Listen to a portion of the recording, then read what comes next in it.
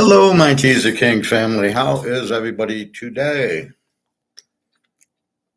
I am fine. We're getting close to July 4th. I can't believe we're in July. Just a second.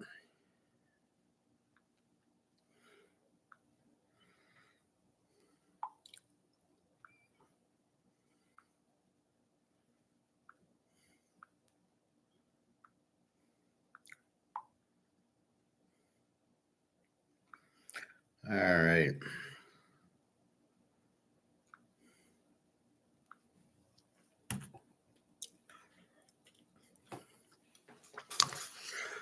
So, what do we start with? Baseball, gold, brics, Comex, pro football. What a decision.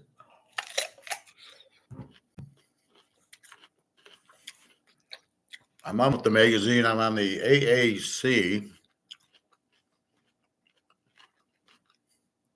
which is the Army, Navy, Tulane, Memphis division, which looks pretty good.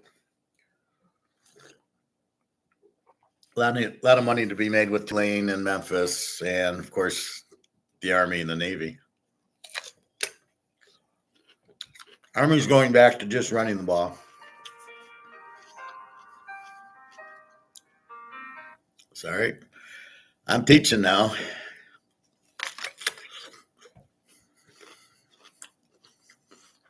All right, let's look at gold first.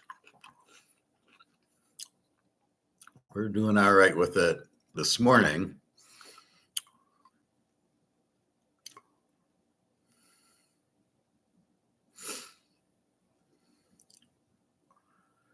All right, 23.30 and silver 29.40.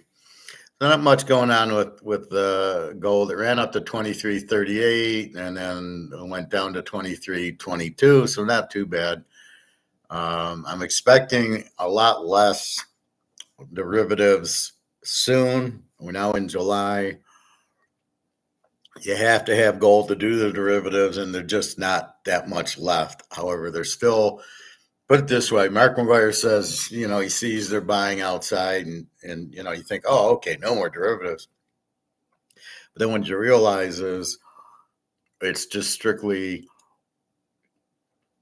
it's like the Titanic sinking. Well, the Titanic's going to sink, but they're still floating for a few hours.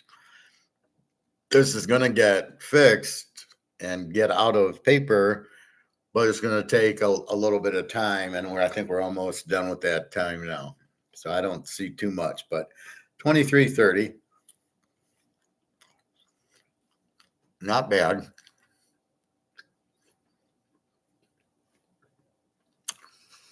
Anyway, so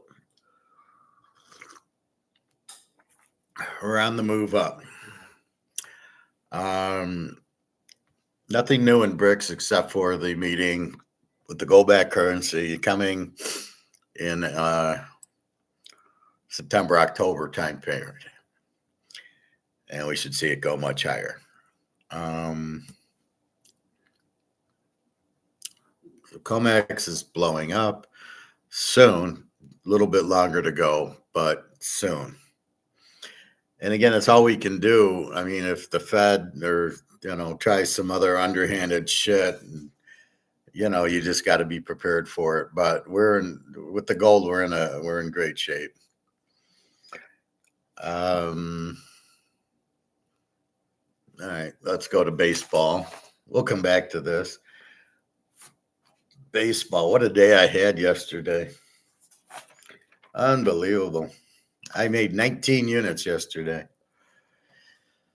We hit Philly, even though Ranger Suarez is not Ranger Suarez anymore. He gave up 6-7 runs. I thought, well, this is a loser. And then Philly came back to win, and Bryce Harper didn't play. So I don't know if Bryce Harper is hurt or, he must be hurt. He's not playing. The question is, how long will he be out? So it's a little bit different team. And Ranger Suarez is you know, I think he's running out of gas, let's say. I mean, the ZRA went from 1.7 to like 2 something, but he gave the last few games he's given up, 4 or 5 runs, which on average doesn't go his ERA doesn't go that much because he's pitched so many innings, but keep an eye on him. So we're running out of really like, oh, he's a good pitcher, we'll bet on him. And then they start dying on you. So we'll see. Chris Sale looks still good. Verlander's been out for a little bit, and then Scherzer's looked good his couple of starts. All right, so back to this. So we have Philly 5 units win. We have the Yankees over 8, 3 units win. We have Houston over 9, 3 units, they win. We have the White Sox over 7.5 just because it was 7.5 with 2 pigs on the mound, and that goes over, just as I thought.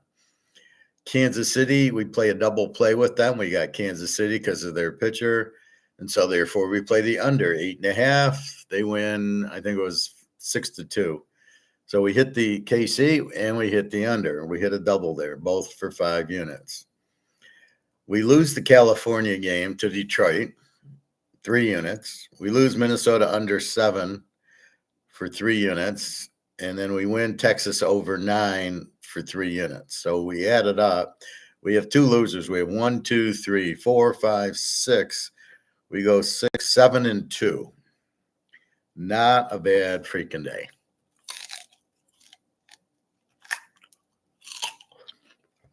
So as much as I bitch how hard it is, and it is, this is amazing to me. But you start to get the feel of it a little bit more. You start to realize what I played the White Sox over 7.5 because the pitchers both had like 4 or 5 ERAs. I then go and play. I think that was the only one. Oh, I did it the day before. So the day before, I go with Frisco over 7.5 because of the pitchers and win, and I go Seattle over 7.5, and it loses. And then I realize Seattle's got 5 guys that don't hit 200. Why they're in the major leagues, I don't know. Well, I guess it's just because there's so few good players that they got to start bringing up minor leaguers. It's sort of like NFL. You have only so many pro players. Then you get all these injuries because they don't want to do preseason. And then you bring in other guys who are decent, they get hurt, and other guys, and by the end of the year, you've got guys that are not even, they're good college players. That's about it. And that's what happens. So that's why you got to be careful with injuries, especially in football. I'll see teams like Tennessee and the whole freaking team's injured. Now, I don't know how accurate the injury are. They injuries from the beginning of the year and they're back or what, but you start seeing that. So let's look at today's games.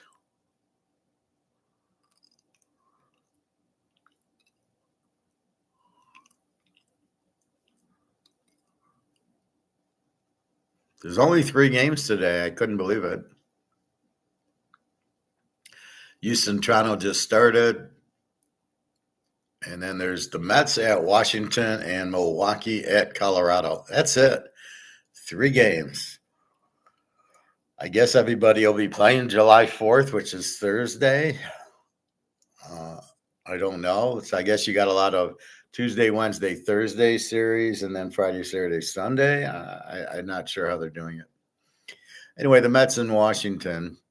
The Mets are 40-41. Washington's 39-44. The Mets minus 115, 8.5.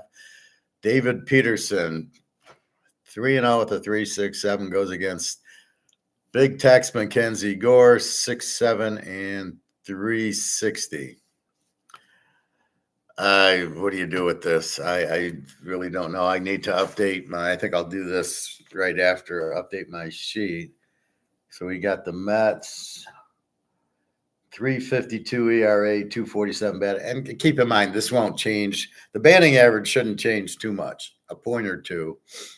The bullpen ERA I'm noticing is changing, but it changes a little bit more than I'm because there's just too many. There's too many different things going on in the bullpen. Anyway, so Washington pitches 384, hits 236. So you're basically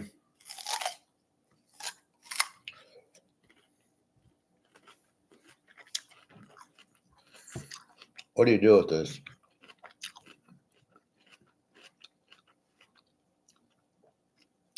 I think the Mets are playing better now. Let's look at Mackenzie Gore for Washington.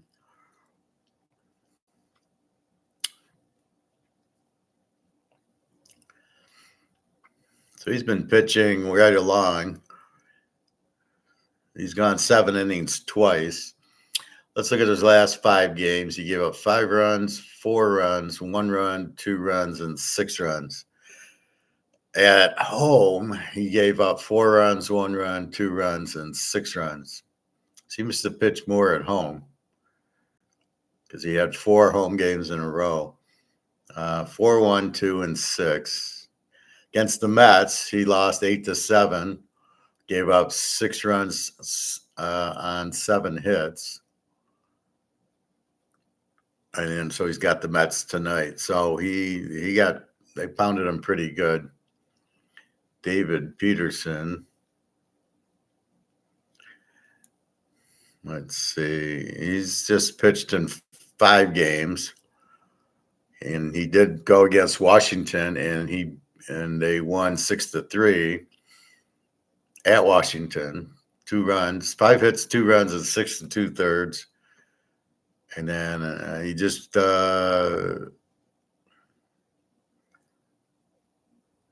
they beat the Yankees 9-7. He pitched 4 1/3, gave up 3 hits and 1 run. That seems weird, unless he was a reliever. But he started all 5. So he only pitched 4 1/3. Seems kind of weird. Gave up 1 hit. Anyway.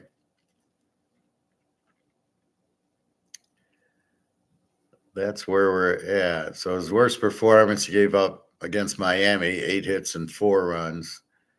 And then a couple of 2s, 3 and 1. So I think this would be an over or the Mets. I'm not going to play anything. Let's just write it down. So 7-1, there's the Mets. I mean, it's hard. There's only 2 games. And then Milwaukee and Colorado. Milwaukee 155 and 11.5.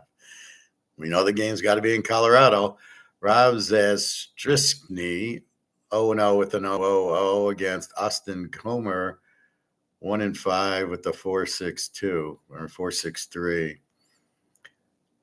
So I don't know. How do you bet a guy who's never? It's just Zastryzny. Oh, he's from Canada. No wonder. He's thinking he's playing hockey. He's a reliever. All right. So he's going to go 3 innings. So now it's all Milwaukee.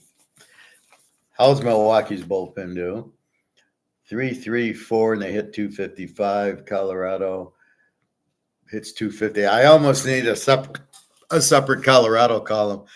I think I need a Colorado at home and a Colorado on the road for their hitting and their pitching. I can't. I think Milwaukee, I can't play the bullpen guy, and the guy in Colorado sucks. I would imagine it goes over. It is a big number, 11.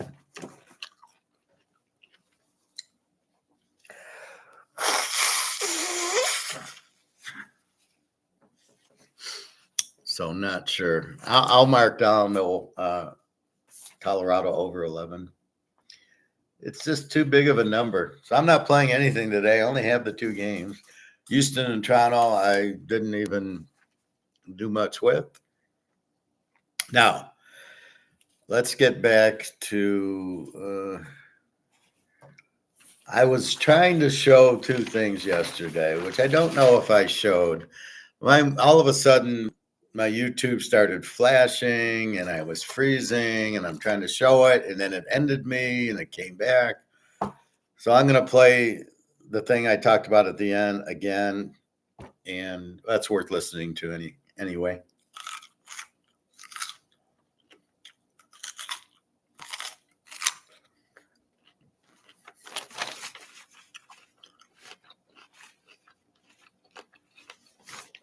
Okay, so we're going to talk a little economics. And then we're going to get in. There's this video I was just watching that I almost threw up watching. It's like, please don't listen to this. All right, so these are my notes, master's class. So you get a little master's class here. Value of money, what money can purchase. The market talks in prices. Price goes up, the value of the money drops because it's not worth as much. You can't buy as much. But when the prices drop, the value of the money goes up because I can buy more. So now with prices going up, the value of the money drops. But the question is, why are the prices going up? They either go up because the money printing and the inflation makes the money worth less, so it goes up, or it goes up just from demand, maybe supply chain problems. All of a sudden, there's a new product that comes out that everybody wants. Like, I remember when I got a VCR in I want to say 76, 77, maybe 78. I made a fortune in football betting, and I was working at the grocery store, and I had to work Saturdays, and 2:30 to 11. So I'd miss the 3:30 game and the night game.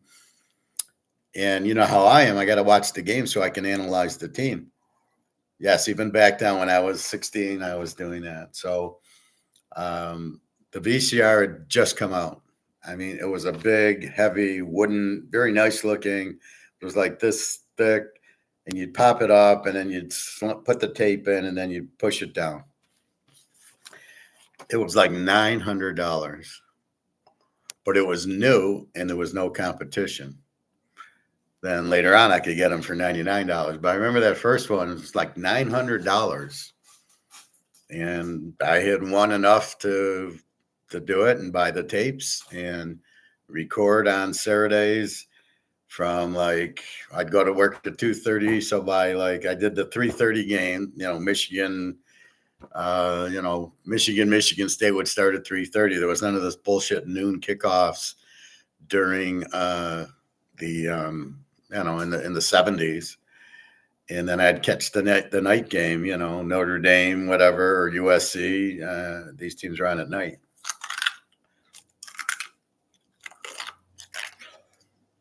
I tried never to work on Sundays because if I'm working during the pros, I'm not getting a lot of work done. And as well as I was picking the games, I didn't need the double time. $20. It was like $20 an hour double time, and I'd work 6 or 7 hours. So it's like 100, 120. I make that in a couple of bets.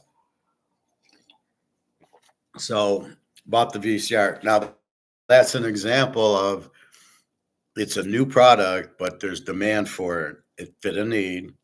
Probably the way cars did when Henry Ford came out, it probably was expensive. And then as Chevrolet came out and these other companies, then the price goes down. And you can see what it is now. You can see there's Ford and GM, and Chrysler was all but gone. And then you got Toyota and Honda coming in, and they're keeping the price down. The difference is the electric cars nobody wants. So he's trying to sell it at $100,000 Tesla. And people are going, I'm not interested. The VCR, though, there was demand for it.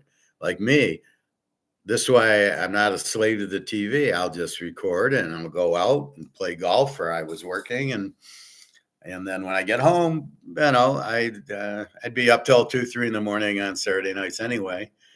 And I would watch the game, and it was great. So that's the demand. That's how prices can go up without the inflation. That was the point of that story. Supply is a goods side and demand is a cash side. This was on the test, so we'll get tested. So really, that's how the market works. So I think what they're trying to say is if the goods go up versus the cash getting inflated, which is kind of what I was talking about. All right. So that's what money is. It's the most demanded thing. It just happens to be the dollar, but if you let gold go, it would be gold. And see, if you understand the whole Titanic story that I tell you of the paper, you would realize that the banks are the paper, right? The banks, Wall Street's the banks, and then we got where we go in and cash our checks, get money is the banks. Well, they can't compete with gold, so they don't want gold out there. They want the paper. So by keeping the gold price down, what are you going to do? You're going to go into real estate trust. You're going to go into stock market. You're going to maybe annuities, just putting your money in. Oh, let's keep it safe and put 200 grand in the bank at 3% interest or whatever. That's the point of that, is they can't compete with gold. So they must keep the gold price down. But as that's collapsing and the paper's collapsing, I mean, if you think about it, the only way you can fuck up this Ponzi scheme is to do what they're doing, which is printing the dollar to death.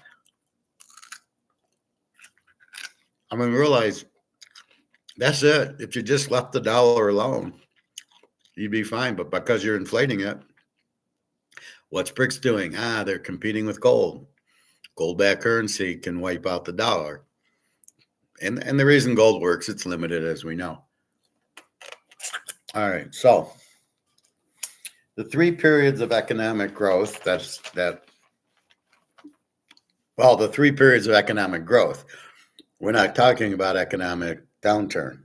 So there's 3 periods of economic growth.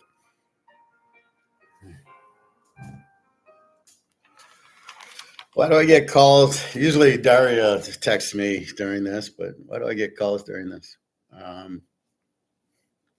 So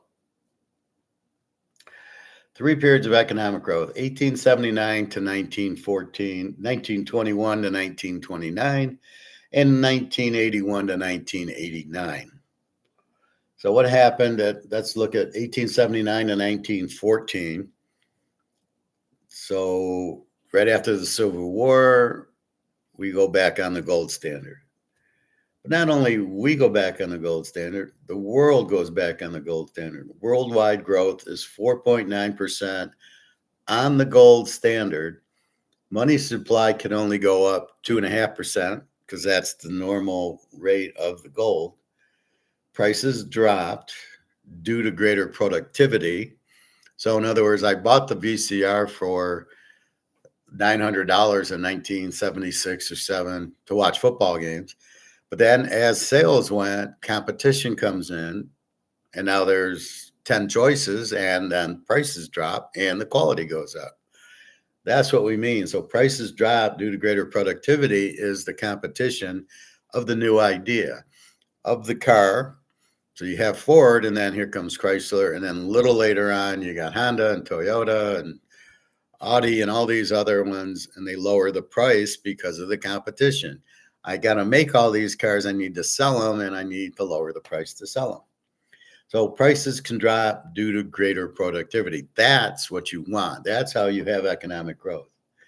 The change in cash was less than the change in goods, meaning we didn't print money, but now the VCRs are cheaper. The cell phone started out expensive. Now $100 you can buy a cell phone. That's why I laugh when people get the iPhone. I need the iPhone. Jenna, I need the iPhone, or these other girls, I need the iPhone. And you're thinking, what do you need the iPhone for? So there's some program or something that maybe it's FaceTime that they need to have the iPhone. But I just have my Android. But the competition improved the quality. Now there's what? Internet's on it, cameras on it. You can do chat. You can do. And I can go on WhatsApp and send. I can talk to the gals. I can just send them a voice message. How are you today? And I can type and send pictures. So all this has improved productivity, but the price went down because of the competition. So that's when the change in cash is less than the change in goods. So the goods through the productivity lower the price, not because of cash.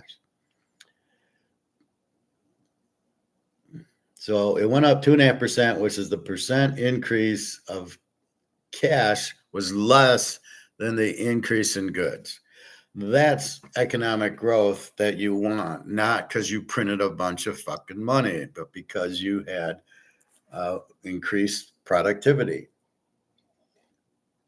That should be the goal, not printing money. So when people say we can only grow if you print more money, is bullshit. And I got to call the alligator out on that one, knowing he's not any Austrian economics. The only way and the best way to grow is with gold and through the productivity and the competition. That's the best way for an economy to grow. So it grew 4.9% from 1879 to 1914. The banks fuck up. They decide to come out with the central bank, the Fed, which they never should have done. It's not in the Constitution. It was bullshit. But it was done by the bankers to bail them out. So the banks are losing money. So J.P. Morgan and these guys, Rockefeller, and they have that Jekyll Island meeting. We're losing money. We're about to go out of business. If we have a central bank whose purpose is to bail us out, and they can print money to bail us out, we'll be safe. Instead, you just fucked up and you should go out of business like anybody else who fucks up. That's what the central bank was created for, was to bail out JP Morgan, of course. 1921 to 1929, high tide of the Federal Reserve. So this is the only time it ever did anything right. Best growth ever just in the U.S., not worldwide. The other was worldwide, 4.9%. Prices, economic growth, 5%. Productivity goes up 5%. Increased cash equaled increased goods was stable, the same rate. So they printed money, but the productivity in the 20s, there was a lot of new productivity, like the cars, I think. So I think it's Henry Ford came in right around here. And so it was mass produced. And then the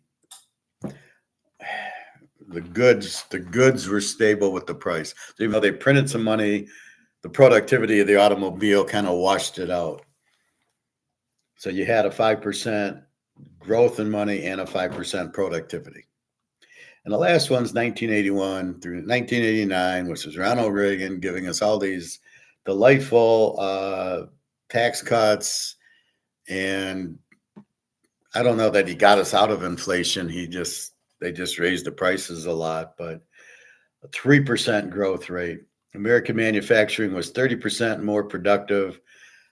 Prices did go up, but it was computers and electronics. So this is when the computers came out. So I noticed that a lot of these, in the 20s, it was Ford with the car. And then in the 80s, it was the computer and the cell phone and other electronics.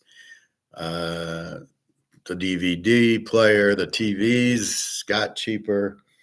So those are the three things. Those are the three times we had it. And it was all because the banks had nothing to do with it. It was the productivity, the computer and the TVs and the VCRs in the 80s, the Ford and the cars in the 20s.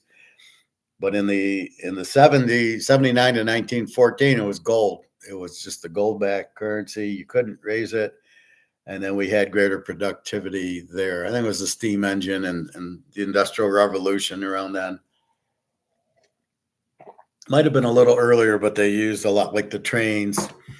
What did we have? Like the men who made America. So they did trains and oil for the cars and railroad track and things like that came in, and boats, a lot of boats.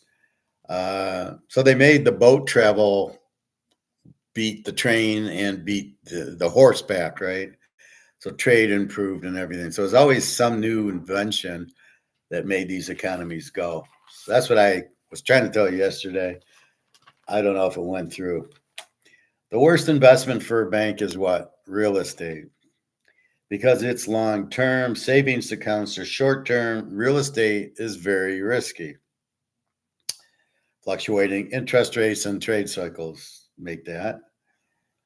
All right. Now we're going to get into a little bit more on the Depression to kind of clean it up for you guys. We really never hear the accurate reason for it. The Great Depression by Seinholtz. This is a book. This is an economist that we read. So the cause of the Depression was business stagnation and unemployment. So that's kind of in the middle of the Depression. So nobody's making any business. You're laying off people, so they can't buy. So if we're all working, we can go to the store and buy stuff. We can go buy golf clubs and help Luke out with tennis rackets. But if we're not working, we're only getting the needs. We're getting the food, paying the bills and the rent, but we're not doing anything extra. The stock market crashed. Interest rates go up. Businesses decline. Profits declined. That was part of it. Government price controls. High tariffs was the big problem. That Smoot-Hawley Tariff Act went worldwide. Farming collapsed because we couldn't export. So we raised prices. People couldn't afford them.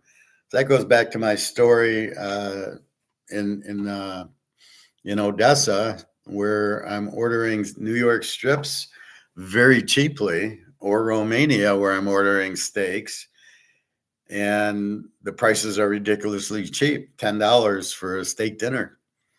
And when I asked the manager, he says, well, I can't charge more. Nobody has money. I can't charge $50 for a steak dinner like we do here. So that's part of the problem, right? We can benefit, but they can't really do it. So when you do a tariff and now you raise the steak, that was the point I'm trying to get to. So you have steaks for the guy's making it and charging $15 for a New York strip, which was excellent in Odessa and in Romania. But if you tariff it and you make it now $20, he can't cook it. He can't get it. It's too expensive for him. So that's what the Smoot-Hawley Tariff Act did, is it made all the farming, the corn, the wheat, I don't know about necessarily the meat, but it was a lot of, I think it was like 10,000 items. You raise the prices, but they don't have the economy to absorb it. So they could probably afford it, but they can't turn around and sell it. I can only get $15 for the New York strip. If you charge me $15, I got to heat the oven and I got to have a cook and I got to do all this. It's going to cost me too much. So I need the price at 10. But if you're tariffing me and making me spend 15 or 20, but at the end I can only get 15, I can't buy it. So that's what happened. So a lot of the farming goods, the farming collapsed because we couldn't export because they couldn't afford the tariff on it. So who the fuck wanted a tariff? This was what, to fix the stock market that had fixed itself. So in October 29, it crashes 250 points, right, from 279 to 29. Well, by March, it was back to 250. You didn't have to touch it. All the stocks came back because the ones with the good earnings, Coke and Pepsi and Ford and whatever else, all were fine. What screwed everybody in the stock market was they did margin. So if I buy 100 shares of Coke, what is it? It's $20 a share. Here's $2,000. What they were doing was on margin. Oh, you want to, I'll give you 1,000 shares of Coke and you only, so that'd be 20,000. You just got to give me 10. Or let's say you're giving me 1,000, but I'll give you $5,000 worth of stock. I'll give it to you on credit. But if the stock drops from 20 to 10, you got to pay me back because now I'm scared that the stock's going to go to zero. And I don't know why they would. but you should never buy stocks on credit. I can't think of the word. Just just make a bet. It's like betting a football game. You bet 110 to win 100. And if you lose, fine. You already gave them the 110. You went to Caesars in the window. Here's the 110. You get the ticket. If the game loses, you don't owe them anything more, right? You've done the 110 in this loss. But imagine, so let's take this to football, which is always better. It'd be like me betting betting Kansas City $200, but I actually make a bet of 1,000, but I only pay them 200. So I'm doing it on margin, right? Okay, I want $1,000 bet on Baltimore, but I'm only going to give you $200, or on Kansas City, but I'm only going to give you 200. If they lose, you got to come up with $880 more dollars because you got to pay the juice. That's why when you bet football, it's make the bet, and then if you lose, you don't need any extra money. But that's not how stocks work. They work on margin. So if you lost, if your stock started to drop, the bank would get scared and want you got to cover the other part of it. And as soon as you covered it, you then you then did that. Too much coffee. So you would then have to cover it. And that's why everybody went broke. It had nothing to do. It had really nothing to do with the depression. And it was just the market. And really that had nothing to do. That was just a bank scam where they started selling. They wanted to take profits. So the banks sold some stocks, and then it led to a frenzy, which is what's going to happen in gold. And see, there's always a method to my madness where I come up with this stuff, right? So once the gold really starts moving up, you're going to see everybody and their mother jump into it. Right now, they don't know, but they see it going up. So with once the stock started dropping, now everybody on margin starting to freak out. Oh shit! I better get out before I have to do a margin call. But the stocks they started dropping 5-10 points, which led to this panic frenzy, and then everybody selling. But it didn't warrant it, because if they would have just played the stock normally, they wouldn't have had to get out, and they would have waited. Coca-Cola's still fine. Pepsi, we'll just let it, we'll wait till it goes up. It's actually cheap. Let's buy it. Like I tell you with gold right now, it's cheap. Buy it. So that's what happened in the stock market. But the stock market recovered because the stocks were still good.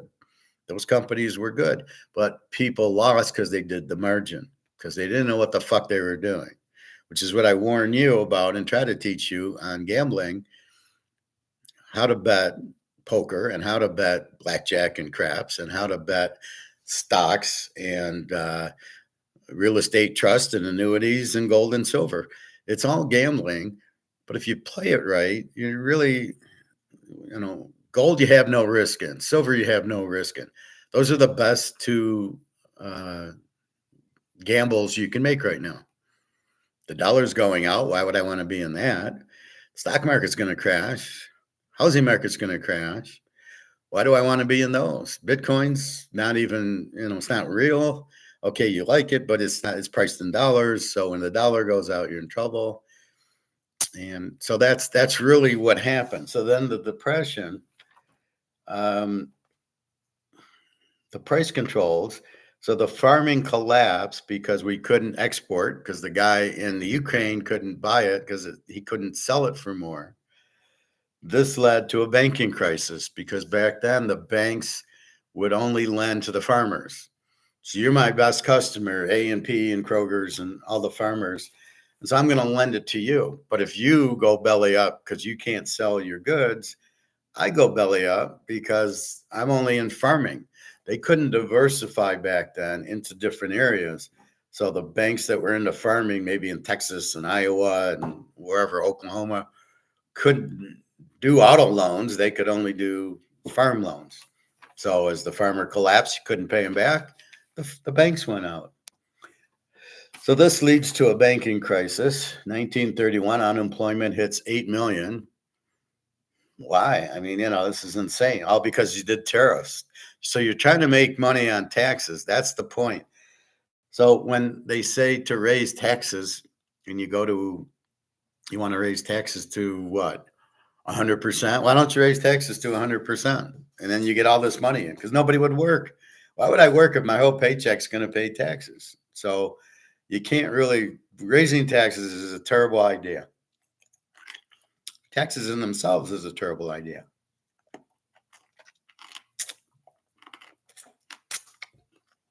Okay.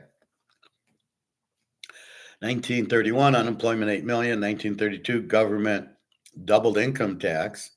Government causes a depression. Yeah. Oh, well, we didn't know that. One was tariffs. So here's 5 reasons. 1, tariffs. 2, price fixing on the farmers. They couldn't sell it for, see, price fixing means I can only sell this, well, this was a plum for 29 cents, but my costs are $1. So I don't sell it anymore. I can't, it's got to be, market has to be flexible in my prices. And then if people will buy it, that's the other story. All I can do is put a price out there that covers my cost and let the market beware. And if the market buys it, fine. If the market doesn't buy it, I go out of business either way then, because I can't sell it that cheap. Number 3, high income tax. Again, we'll make money on taxes, but they don't understand if they do that, they get less tax in because people don't work. 4, subsidies, which is terrible. You get money for doing nothing. Okay. 5, all other taxes are raised. Of course, it's a bad idea. So you raise costs on everybody. You take the money out of our hands and into the government's hand, which is always a terrible idea. FDR, the fabulous, the worst president in the history, devalues the dollar by 40%. So he inflates the dollar. So he's killing the dollar. He's raising taxes. He's doing the excise, the tariff on the farmers. The banks are going out. He seizes gold holdings. Don't know why. I guess he needed money. Revenues. Seized gold holdings. Started minimum wage. So again, you're telling people what they can do, not the market. So you can see Keynes is his economic advisor, doing a wonderful job. Then he started the NRA, the National Recovery Administration, was terrible. This is my notes, was terrible. Labor unions, bad news. Anytime you force the guy to set a price that the market isn't doing, and he needs to set a price. So let's say you're opening up liquor company, Hiram Walker, Canadian Club, and you do all your budgets and your figures, and you go, I can afford to pay $10 an hour for the guys who are in the plant, putting the label on. Well, actually, it's done automated, but put the label on the glass, the top, the seal, the paper. I pay them $10 an hour, and then minimum wage comes at 15. I can't afford to pay them 15 because I've worked out my business plan that $10 an hour is all I can pay. So again, another stupid idea. What do we know about the Great Crash? Reynolds. The 1920s were great, not bad. Stocks crashed due to government intervention and the Smoot-Hawley Tariff Act, calling for increased tariffs on imports and exports, monetary control, and the political business cycle. So that's really what the Depression was.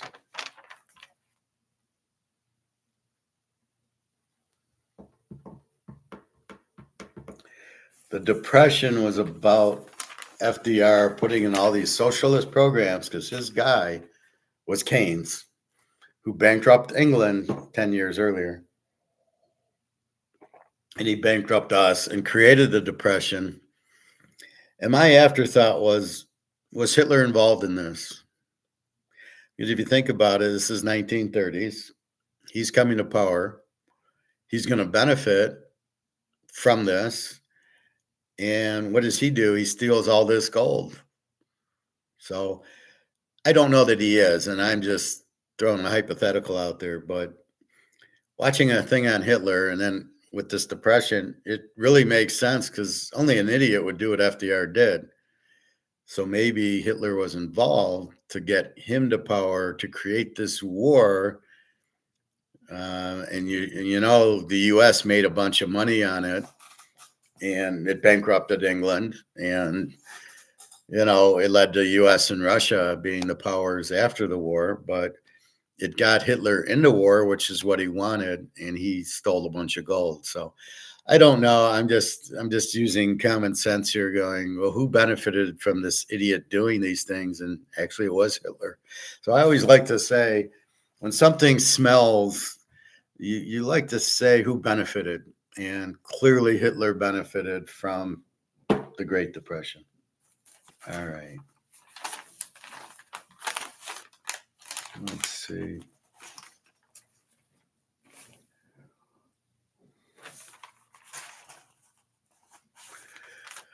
All right, so those are the two I wanted to discuss that I found that I wanted to discuss the other day. I found them and I wanted to share with you. So that's basically what happened in the Great Depression and the stock market crash.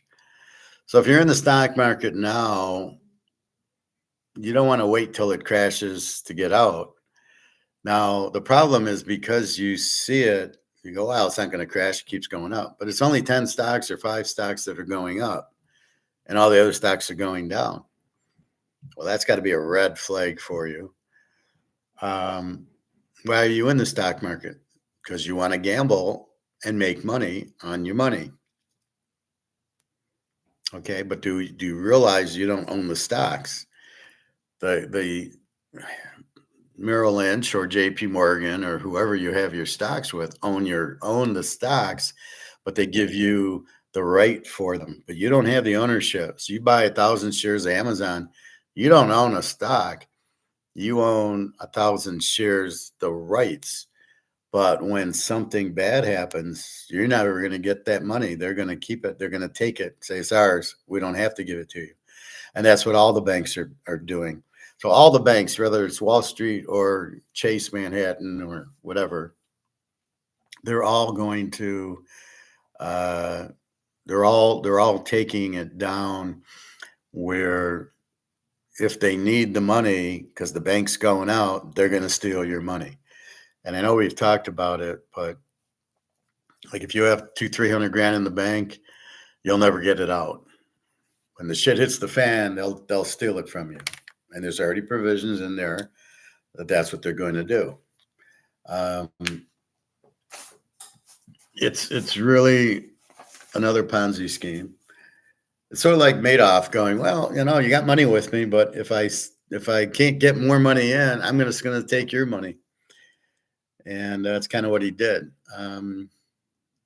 So keep that in mind. Be careful messing around with these banks.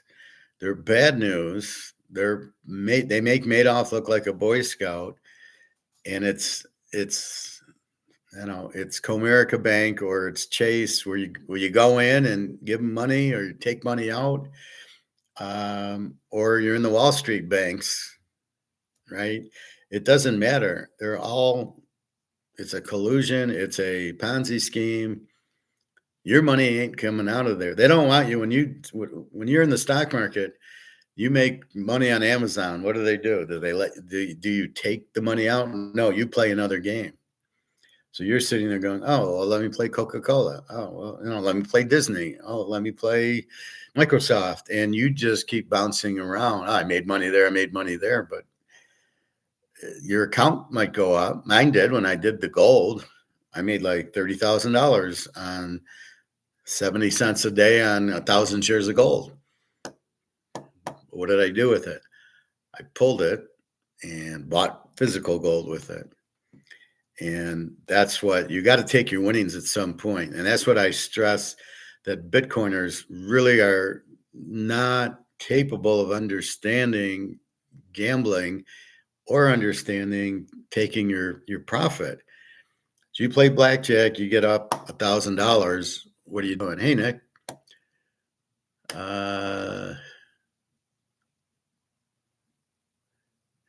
Well, like if you're going to play poker, I would suggest the Venetian or Caesars because it's a lot of vacation people who go there, right? So you're going on a vacation. Like this happened to me when I went years ago, 4 or 5 years ago, and I'm playing poker, and the guy next to me is on vacation, and he takes out, you know, $1,000, $2,000. He's, I'm here for a vacation. I'm here to lose it. And I'm just like I was at that table till 6 in the morning. Um, so you get vacationers at Caesars and at Venetian. I would not gamble. I would not play blackjack at the Bellagio or poker at the Bellagio or at the Wynn. The Wynn's very professional. Let's go there, and does the Bellagio. Um, if you're gonna play blackjack and craps, um, you're probably best playing them downtown where the odds are a little bit better. But if you want to just stay on the strip, depends what you want to do. I mean, food's very expensive at the Wynn. The Venetian has a nice, well, it had a nice, what's it called? It has a nice restaurant in there that's good. There was a nice deli, a New York deli at the Mirage, but I don't know if the Mirage is still there anymore. Um, you can eat nice. Like I said, you can have a nice meal at the Venetian, at Caesars. Um, the buffets are ridiculous unless you probably go downtown. They have the stupid resort fee, but it sounds like you're going free. Yeah, looking to play blackjack on the strip and chill by the pool using points for hotel and flight, so it's free. That's nice. Then going to the Raiders game. Oh, this is exhibition game or the first week with the Raiders? You going to the San Diego Charger game? Um, so the hotel is free. Your food is free. Hotel flight, so it's free. So a nice pool. I mean, you'll love the Bellagio pool is very nice. The Wind pool. When I went with Carmen, we were there. The Venetian. Most of those are nice. Caesars, nice pool. So the pools are nice on any of the big things. Your problem's going to be food. There's a Gordon Ramsay outside of Caesars, at least there used to be. Like I said, there was a New York deli in the Mirage, but I don't know if it's still there. Um, we tend to like eat lunch at the CVS. Carmen would get yogurt and we'd get honeydew, and then we'd get a tuna sandwich and a pop or something and some chips, but it was cheap. I stay at the Tuscany when I just go and during football, and then I walk to Caesars. They have a good, like if you want decent meals that aren't killing you too expensively, then the Tuscany is about a half mile off the strip. Right, if you go from Bally's across, Bally's has a food court, but it's a little, I don't know. Um, I don't normally go to the MGM; it's too far away. I normally just hang at Caesars and Venetian, watch football. But when I stayed with Carmen, it was July 4th week, and we stayed at the Wynn because it was cheap. Um, what else? The Bellagio you'll love because you can go see the Ocean's 11 water works going. That's nice, and there's music, so that's a nice thing. There's nice restaurants at the Bellagio, a little pricey, and nice restaurants at the Venetian with nice chefs. So it depends what you want.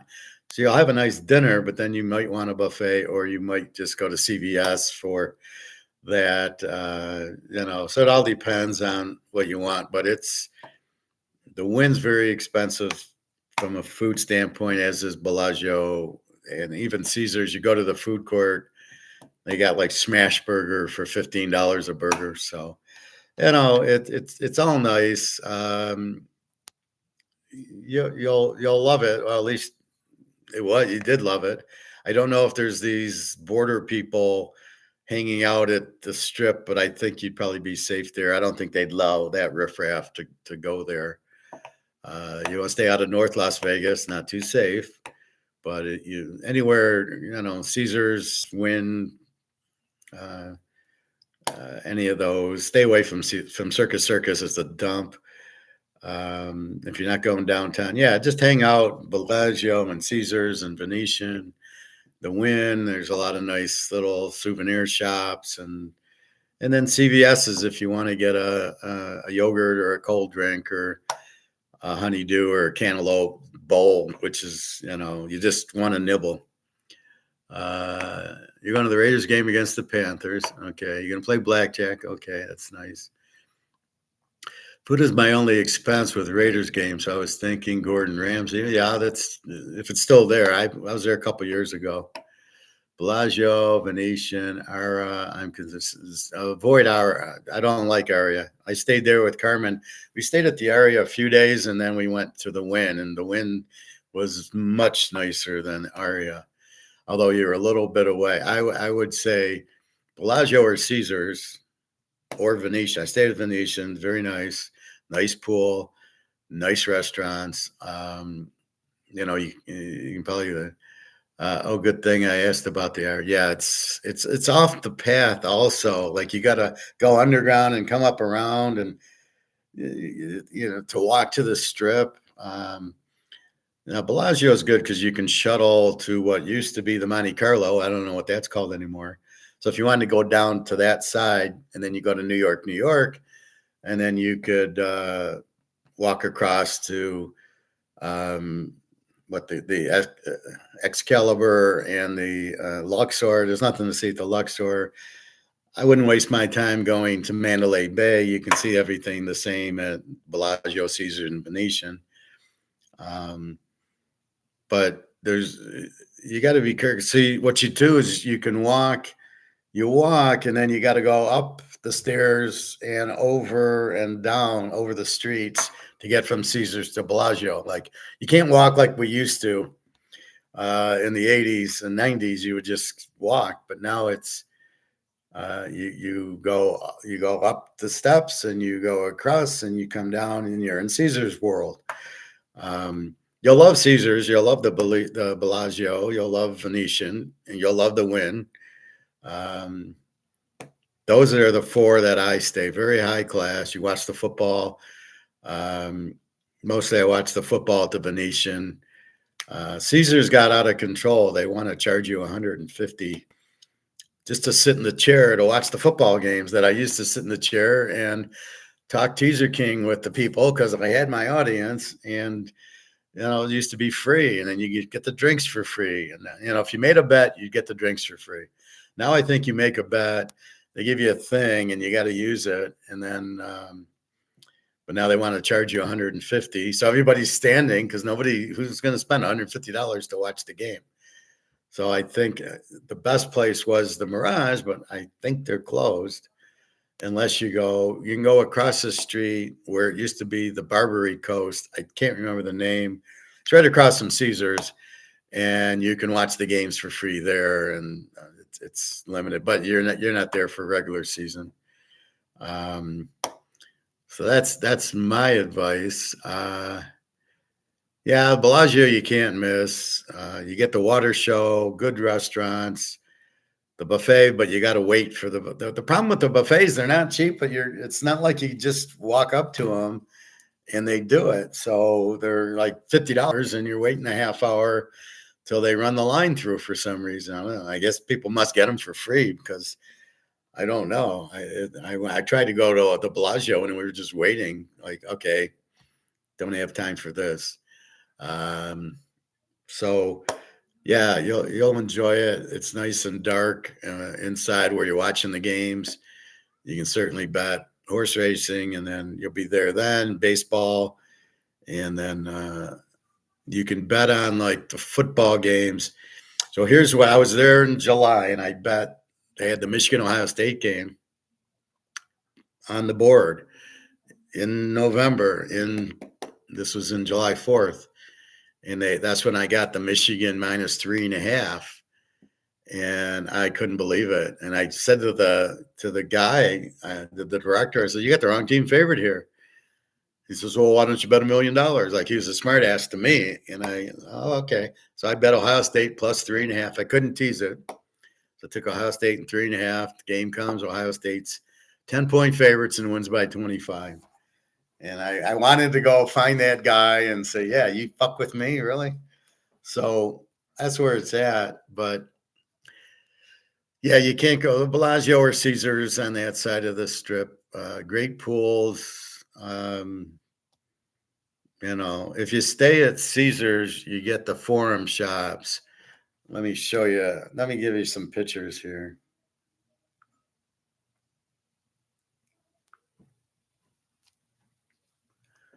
So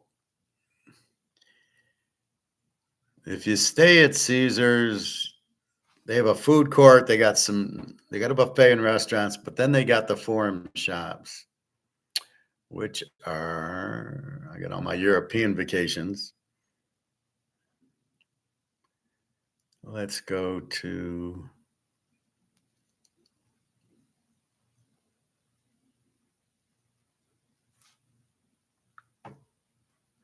this is with Carmen. This is at Caesars, the Forum shops. You can see the escalator where people are coming down. I love this picture. She looks good and the nice blue sky, and it was a nice fountain. But let me get you some more look of these Forum shops.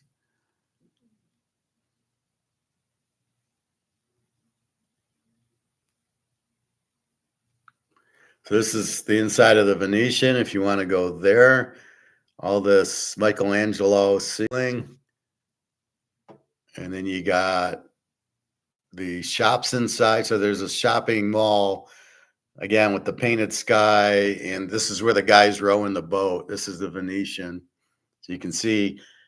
But I don't think you wanted. I didn't really want to take the boat, for a gondola. But that's what the mall at the Venetian looks like.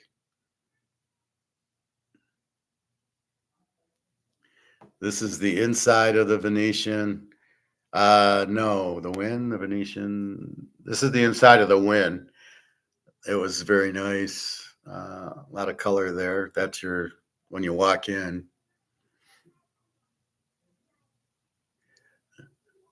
This is the view from the Wynn restaurant. You can see the pool and everything there.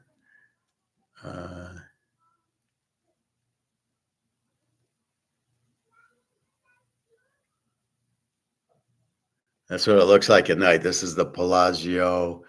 This is from the Wynn, the Palazzo, and then that circle's behind the Venetian, I believe.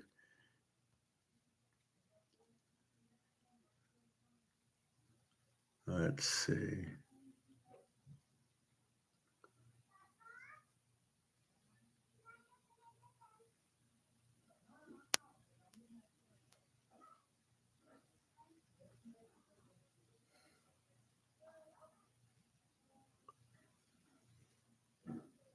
Here's the pool at Caesars. I was a little chunkier then. So you can see they're nice pools. That's the Caesars pool again.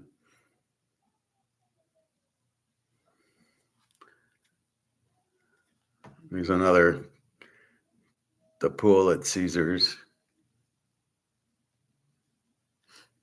This is the Forum shops. This is the inside. There's a lot of restaurants and a lot of shops, but they're high-end shops. You can see little Pegasus and stuff like that. So this is where the Forum shops are and all the shopping and the fountains. Inside, this is the shopping area, and you can see the sky. It's painted on the ceiling, but it really is a cool look. That's the inside of the Forum shops when you come in from the street. And there you go. This is the mall. So I'll highly recommend. This is a beautiful place. You can eat there and then you can shop there, although it's expensive stores here. So again, you always see the sky. little Caesars there, and then just the different stores, the fountain, the restaurant. And this is outside of Caesars. This is the fountains they always that Evil Knievel went over. Let's see. And then this is the Bellagio from the outside. This is where the water comes up. This is the inside of the Bellagio where this is the main floor. They change this all the time.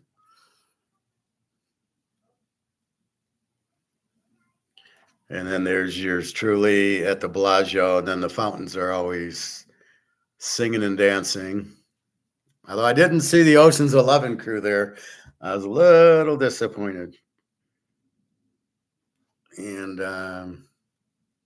so this just every 15 minutes, 3 minute song. You probably go for 2 or 3 songs, and then you go, okay, I been there, done that, check that off the list.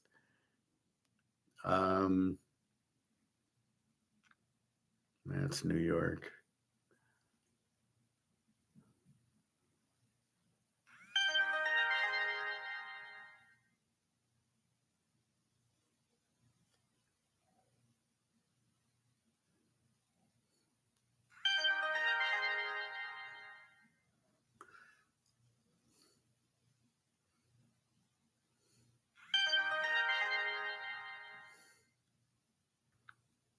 So this picture looks familiar. This is the one I have.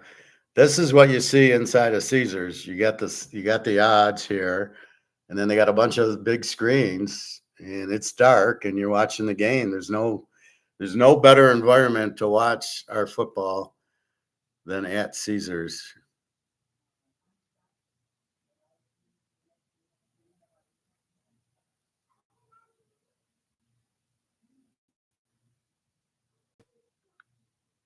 This is the card room at the Venetian if you want to play cards. Nice environment there. Shit, now I want to go back. And then this is Caesars, I think.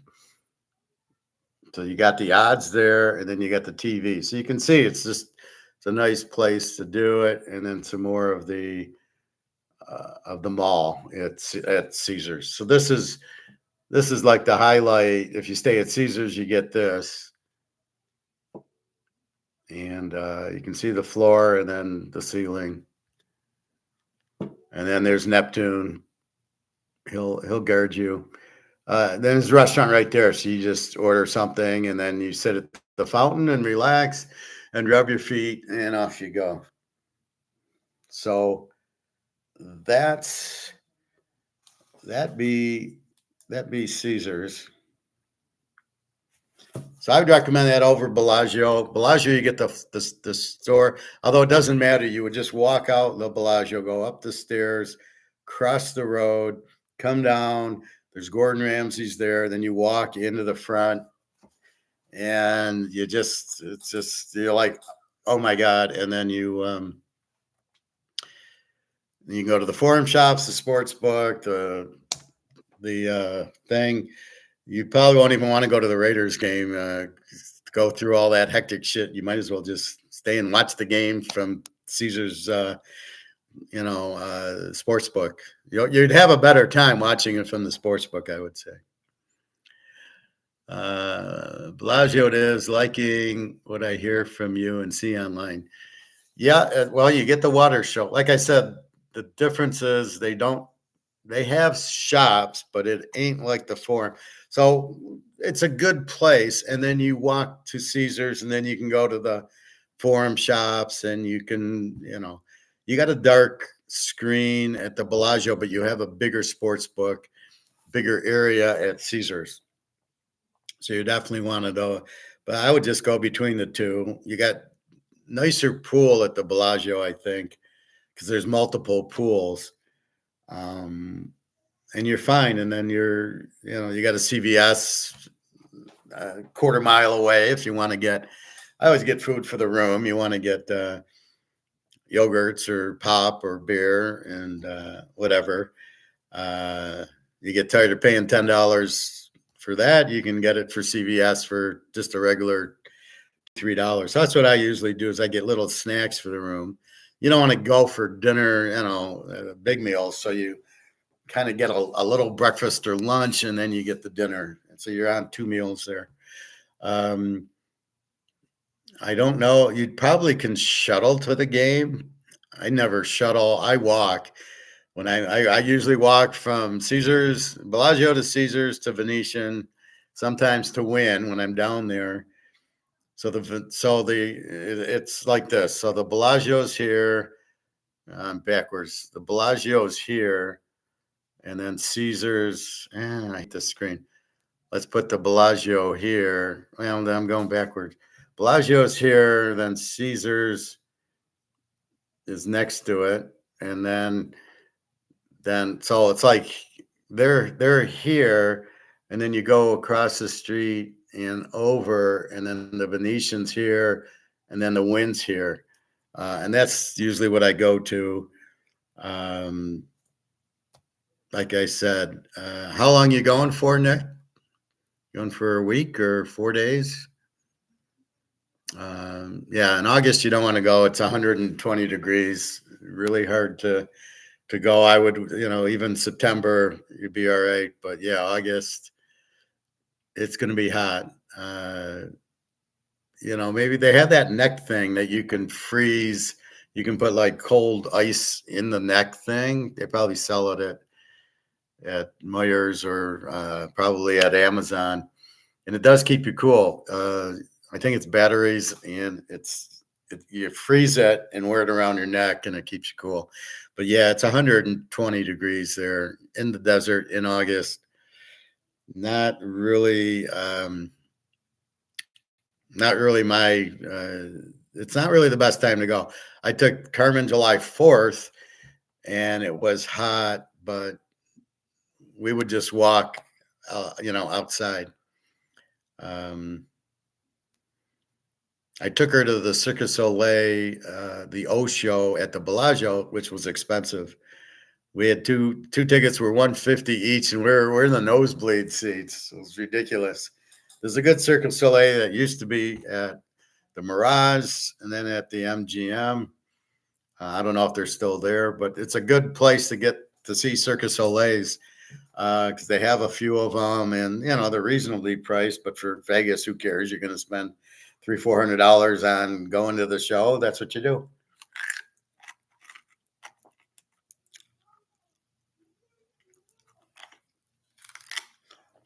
I'm not a club person, so I don't waste my time at these nightclubs. They're very expensive. And it's mostly ordering drinks at these nightclubs are like $300-400 a bottle. So it's tough. Anyway, I think to recover everything, so you can bet right at Caesars is good. You really want to go across the street to the William Hill Casino, which I think is what used to be the Barbary Coast. That gives you the best odds. So when I'm there, I go there to bet. All right, I want to show you this incredibly stupid video.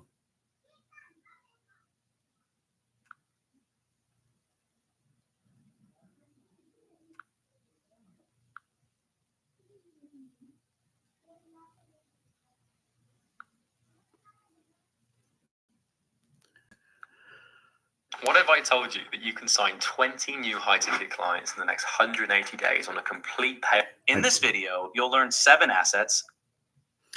Okay, this is called 7 assets, 7 safe assets that will rise in value when the dollar collapses. Okay, we're just going to, it's 12 minutes. It's the stupidest video I've ever seen. So he gives you 7. This guy clearly has no idea. I gotta leave a comment now.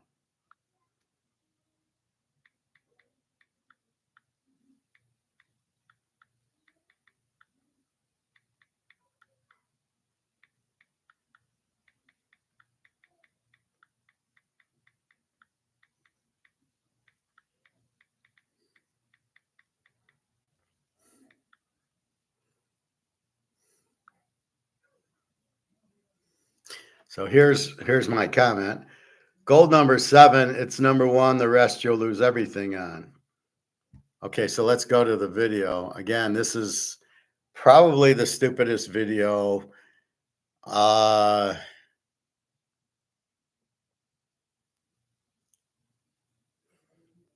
don't know who this guy is. Anyway, that will make you rich when the dollar collapses. It'll make us rich when the begin. dollar collapses. As various nations reduce their reliance on the US dollar, investors are getting concerned about its stability. Although many experts argue that a decline in the dollar is unlikely due to its status as the world's primary reserve currency. Findings from the American. So again, with just that comment shows you how stupid it is, right? Well, it's the reserve currency. Well, yeah, weren't the Romans, the French, the Spanish, the Amsterdams, and the English the reserve currency? And they all went bye-bye. What is being the reserve currency? If you print it to death, you print it to death. It doesn't matter if it's the reserve currency, Chuckles. The Enterprise Institute showed that the dollar has lost 96% of its value since 1913. 99. This is an indicator that I say even 100. the most dominant currencies can experience significant shifts over time. While the future of the US dollar remains uncertain, you need to be prepared for any outcome. Fortunately, in this... What do you mean uncertain? It's certain that it's going to zero as soon as the BRICS comes out with the gold-backed currency. The dollar goes away. It's not uncertain. It's 100% certainty. I want to make a comment here. I'm in the gym and I'm at my locker getting dressed or undressed, and some guy comes up to me and he said, "Oh, you're here," or something. The conspiracy theorist or something. He thinks when I talk about gold or the dollar collapsing that I'm doing a conspiracy theory. And I looked at him and I ignored him. I'm going, you're too stupid to talk to. How is it a conspiracy? Against whom? What is the conspiracy?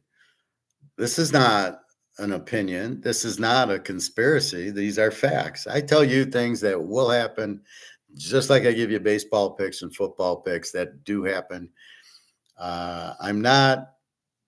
Those are a little bit more guesswork, but with the theory behind them, like we're betting on Mahomes, it's not that much of a guess.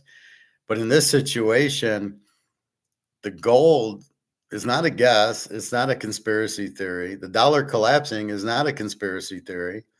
These are what's happening. You can't print $21 trillion and another 130 trillion of debt outside that nobody wants, and it's all coming back. What's the conspiracy?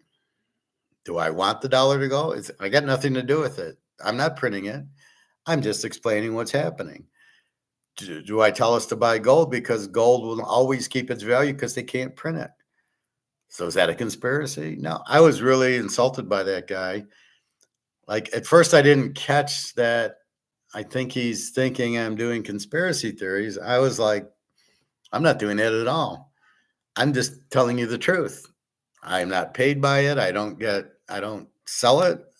I'm totally independent, being honest and telling you the truth because I have a master's in economics. And I only bring it up so it shows you my background. So if I was a painter, you probably go, the guy doesn't know anything, but with the master's in it, I kind of make sense that I do. So I was a little bit insulted by the guy saying like I was a conspiracy guy when I'm thinking, I don't know what you're talking about. I mean, do you think the dollar is going to go on forever if they keep printing it and printing it? See, he doesn't connect the dots that printing the dollar makes it go to zero. All right, let's get back to this wonderful video. We'll explore potential assets to consider during a dollar downturn. Asset number 7, gold, silver, and other precious metals. Why is this 7 and not 1? Gold and silver have stood out as trusted assets. Their intrinsic value and the fact that they've served as money for countless generations make them especially appealing during economic or political turmoil. Unlike paper currencies, which are susceptible to government monetary policies and can be printed in large quantities, the supply of these metals is limited. This scarcity essentially guards them against rapid devaluation. Thus, when economies face inflation or political instability, investors tend to flock to gold, viewing it as a more stable asset that can safeguard their wealth. Investing in gold and silver isn't a guaranteed win for everyone. Yes, it Though is. these assets offer stability, they lack the dynamic potential of some other assets. Unlike stocks or bonds, precious metals don't yield regular returns in the form of dividends or interest. This can be a limitation, especially when interest rates rise and other assets offer better returns. For those Okay, let me throw out first, and then I'll respond. See, this is a Keynesian, and what's he doing? Well, it doesn't give interest rates. Who the fuck cares about interest rate or dividends? Who fucking cares about dividends? When gold goes from 2,300 to 3,000, are we going to care about where's my interest? Where's my dividend? I don't think so. He doesn't understand paper gold versus physical gold again. So why do we need a dividend? If you would just leave it alone and let the free market take it, but nowhere does he understand that it's paper derivative price fixed. This is the problem. And it would go up a fortune if, it's just like a regular investment, like a Rolex, if you would just leave it or a mantle card. So he doesn't really understand it. How anybody would say it's number 7, I can't wait to hear the other 6, right? Okay. considering acquiring precious metals, two main options exist. You could opt for the traditional route of buying physical metals such as gold coins or bullion, but this has become less popular due to concerns about storage and security. An increasingly favored alternative is the Gold IRA, a retirement account tailored for. Okay, Gold IRA, you do not take physical. What's the word I'm thinking of? I want to say protection. You don't take physical hold of it, right? You don't want a Gold IRA. You don't want anything in paper. You do want the physical. How is the storage? What are we buying? Maybe for banks who buy 100 tons, then yeah, there'd be storage. But for me and you, we're buying 5 ounces here and 10 ounces there and quarter ounces and 20 ounces of silver. There's no storage problem.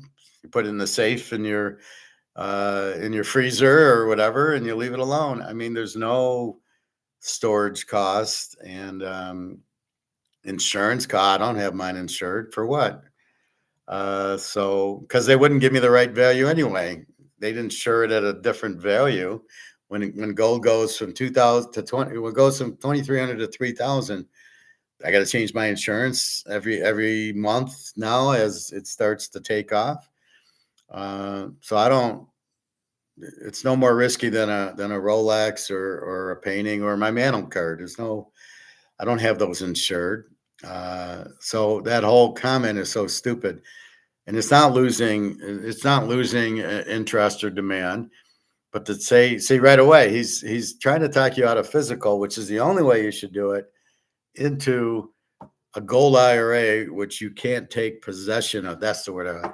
You can't take possession of it. Therefore, you don't want it, because when the money goes to zero, what's it going to be worth? Nothing.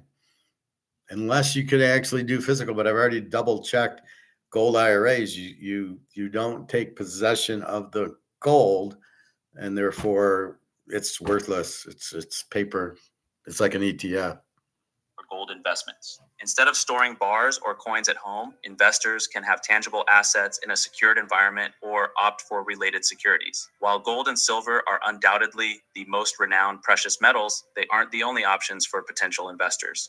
Some others include platinum, a rare white metal commonly used in jewelry. It's not. Its value often fluctuates more It's not dramatically rare, than and gold. it's not The other money. is palladium, And a palladium silvery is white not metal money. similar to platinum.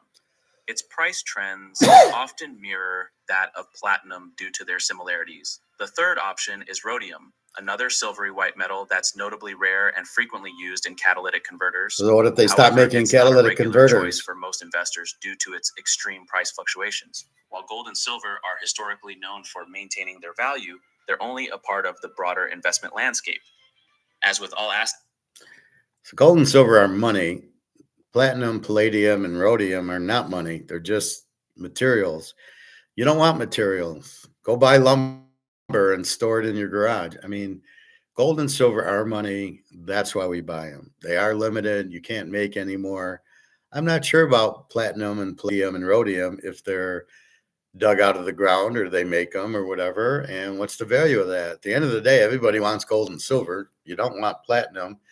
The automakers do for whatever their product is, but we don't give a shit about that because they won't be making cars when the shit hits the fan. Assessing their advantages against potential risk is crucial. Asset number 6, collectibles. For centuries, people have been drawn to collecting items, not just for personal satisfaction, but also as a form of investment. Lately, this trend has gained popularity because most people are looking for alternatives to regular investments. Instead of relying solely on mainstream investments, some are turning to tangible assets with values that can remain resilient or grow regardless of general economic trends. The collectibles market offers a range of choices for enthusiasts and investors alike. Here, art stands out as a favored category, admired for its aesthetic appeal and potential to increase in value over time. Okay, the problem with art is selling it. I know I can go to the gold store and sell my gold, or I can go on eBay and sell my gold. Art, good luck. You cannot sell it. Where are you going to sell it at? The only place is if it's a Van Gogh, or if it's that's my Van Gogh, or Picasso, and that's not a real Van Gogh. You can sell it at an auction. Otherwise, you're fucked. Where are you going to sell it?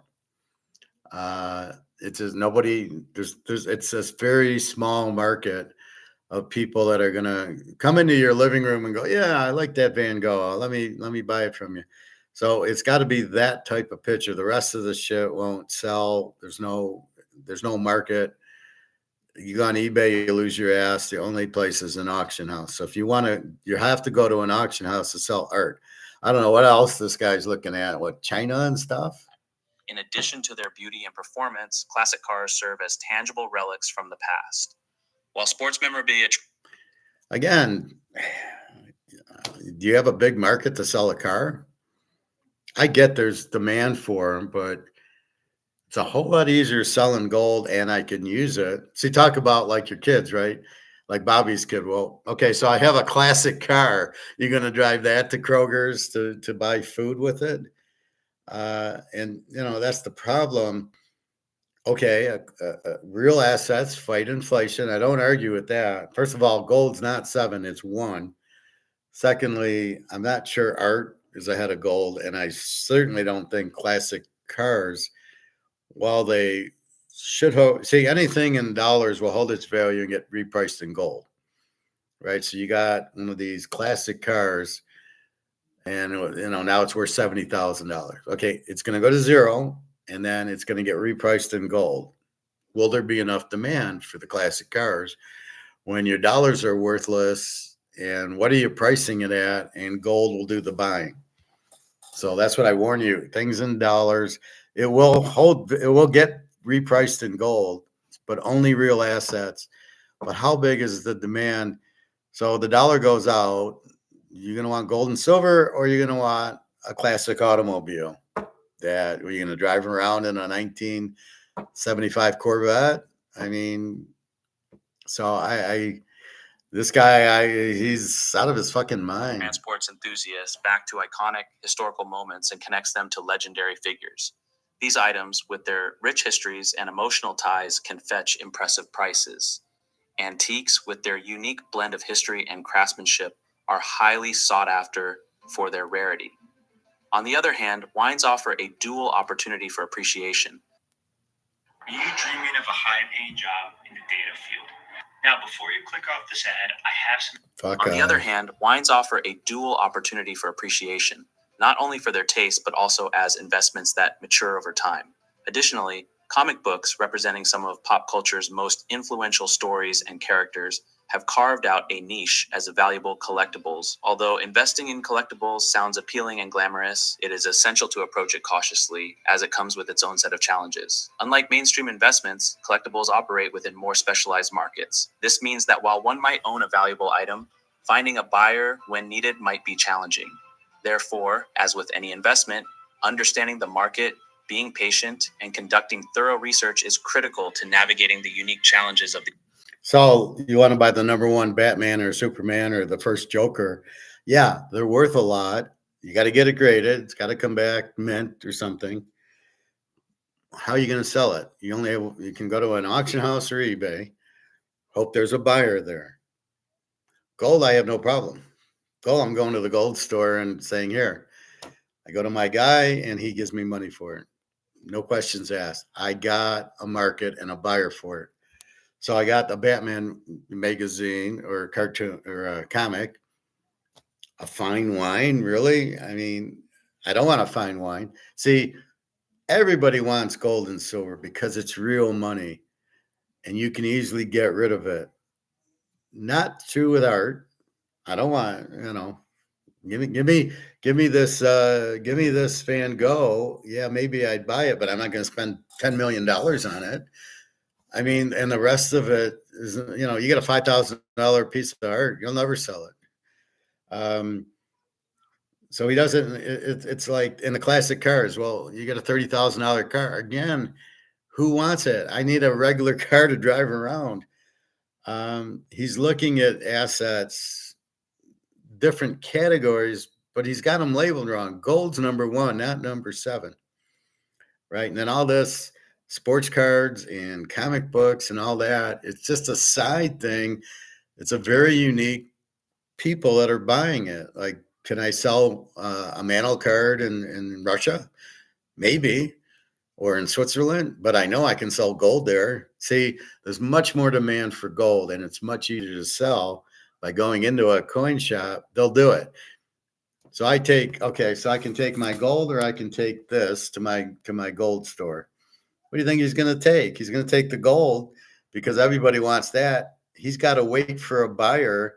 It doesn't move that much. The Mahomes card, the wine, the antique car, any of this paintings, it's going to take a lot longer to do it. And only the select few that have these very, the number one Superman or first Joker, that's it. You get the second Joker, you're not going to, it's like the rookie cards, right? You get the Walter Payton rookie cards worth $100,000, but the second year and the third year have some value. But again, my only out on these is eBay, right? And then is there demand for them? So you got to go through these sold items on paintings, and you better get Picasso and Van Gogh and Rembrandt sold and see if any are on that, or they're at the auction houses. So you want to go, where do you want to go? To New York, to Sotheby's, to put your painting at an auction house? Really? That's versus going to the gold store at the gold, that'll go up 10 times the value. So this guy doesn't really understand it. Collectibles world. Asset number 5, foreign currencies. Oh, yeah. Economists and market experts have long considered foreign currencies as a safety net against a potential dollar collapse. Are you out of your mind? Why is that? All fiat currencies, including the dollar, carry an inherent risk of devaluation or collapse. They all go to zero. To counter this risk, most investors often diversify their holdings with foreign currencies that are perceived to be more stable and resilient. Some popular choices include the Chinese yuan, Japanese yen, European euro, and the Norwegian krone. Okay, those are all going to zero. What he could have said is the BRICS gold-backed currency. That would be the only trade I would make, but again, it's backed by gold. You want me to buy yuan and dump my dollars and buy yuan or buy euros? This guy's out of his fucking mind. I mean, this guy is practical wisdom. I mean, this is what I'm saying. Burn your ears after hearing this, but I wanted to point out what other idiots are saying, because this really cements why we talk gold, because these are your options. You're going to buy the euro or the yuan or the yen that are highly inflated. They're going to zero too. The only thing that you can do is gold, but you got to be an economist to understand that. Currencies not only strategically strengthens one's financial stability during a dollar downturn, but can also serve as a means to rebuild wealth in the aftermath of such an event. However, it's essential to understand that even these foreign currencies have challenges.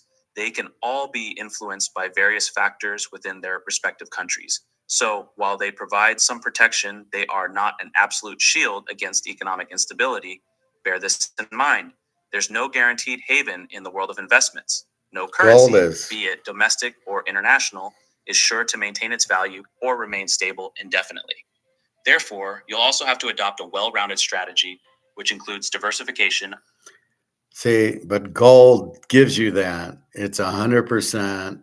You're going to make money and you're going to preserve your wealth. But he doesn't get that.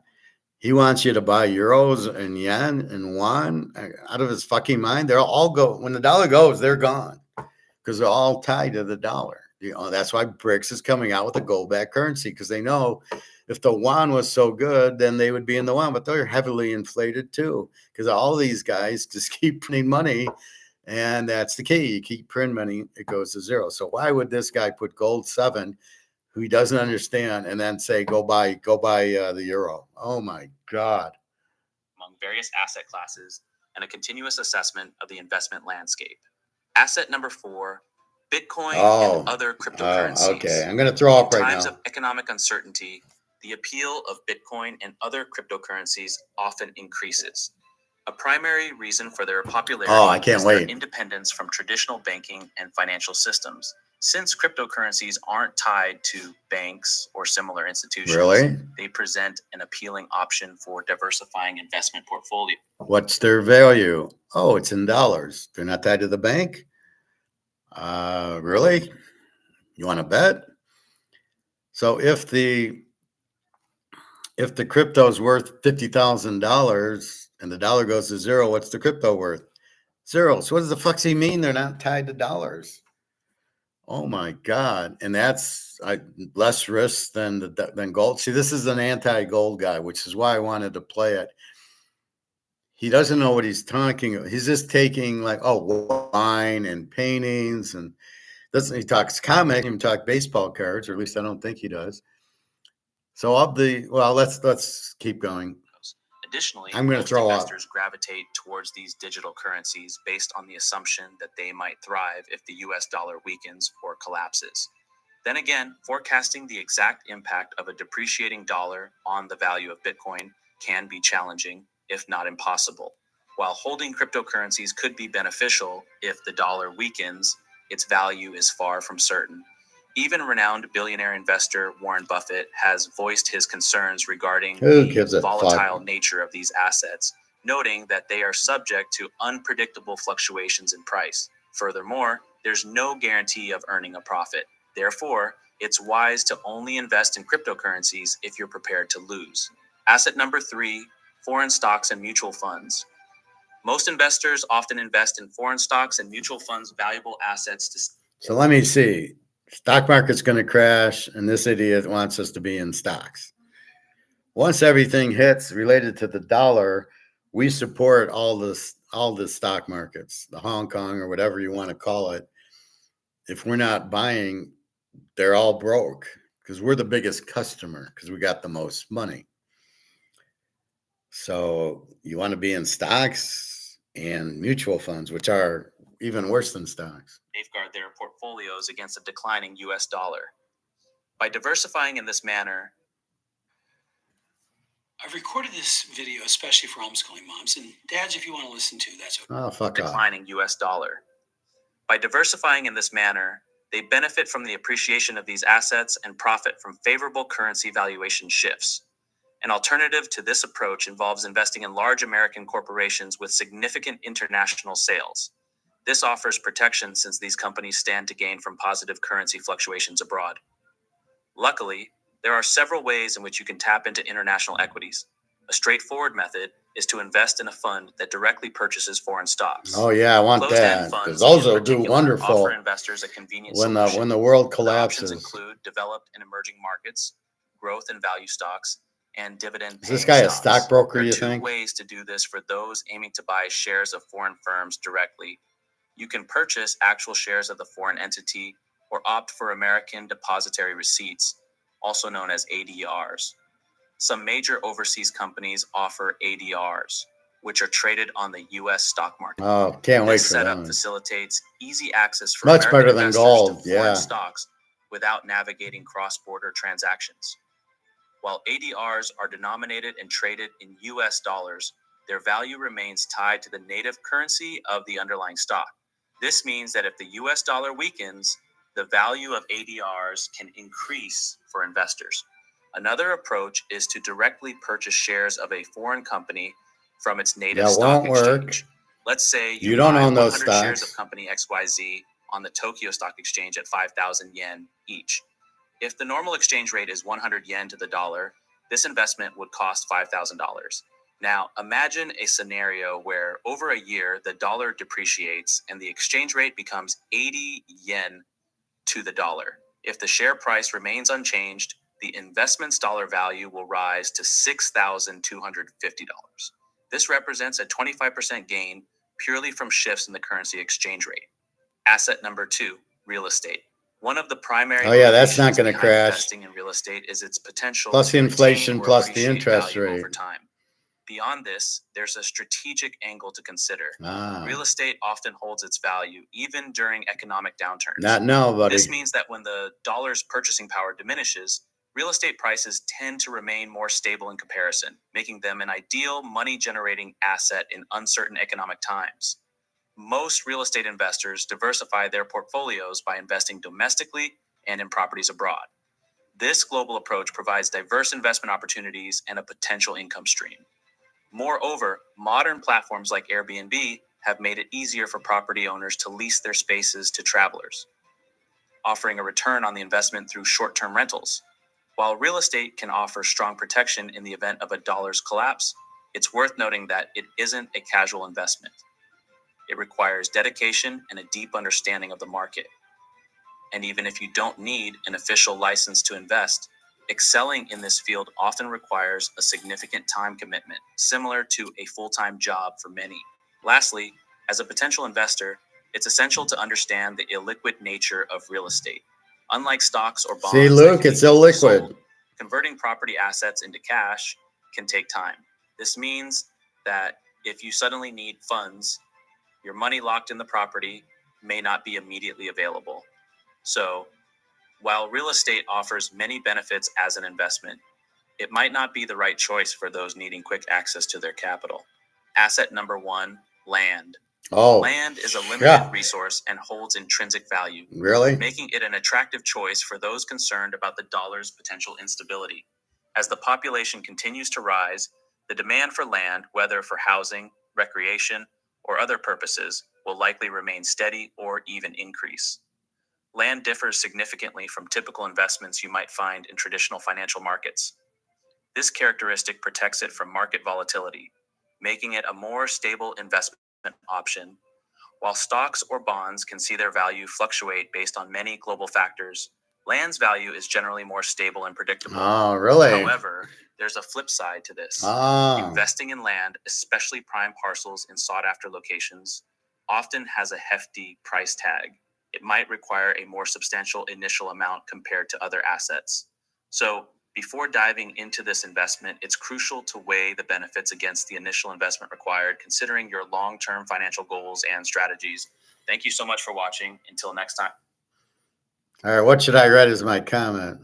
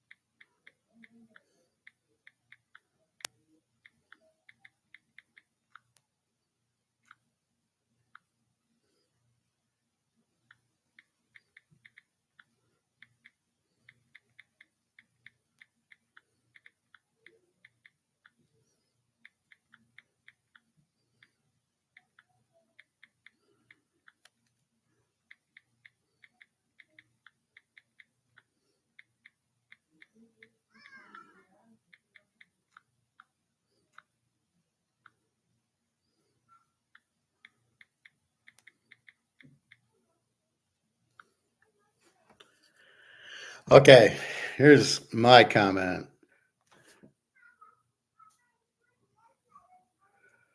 This guy is insane. He has no concept about investing or economics. Gold is the only thing safe with a high return. When the US dollar is gone, all of these other investments in US dollars go to zero. Gold becomes the value. So why do I want to fuck around with real estate and land that I can't?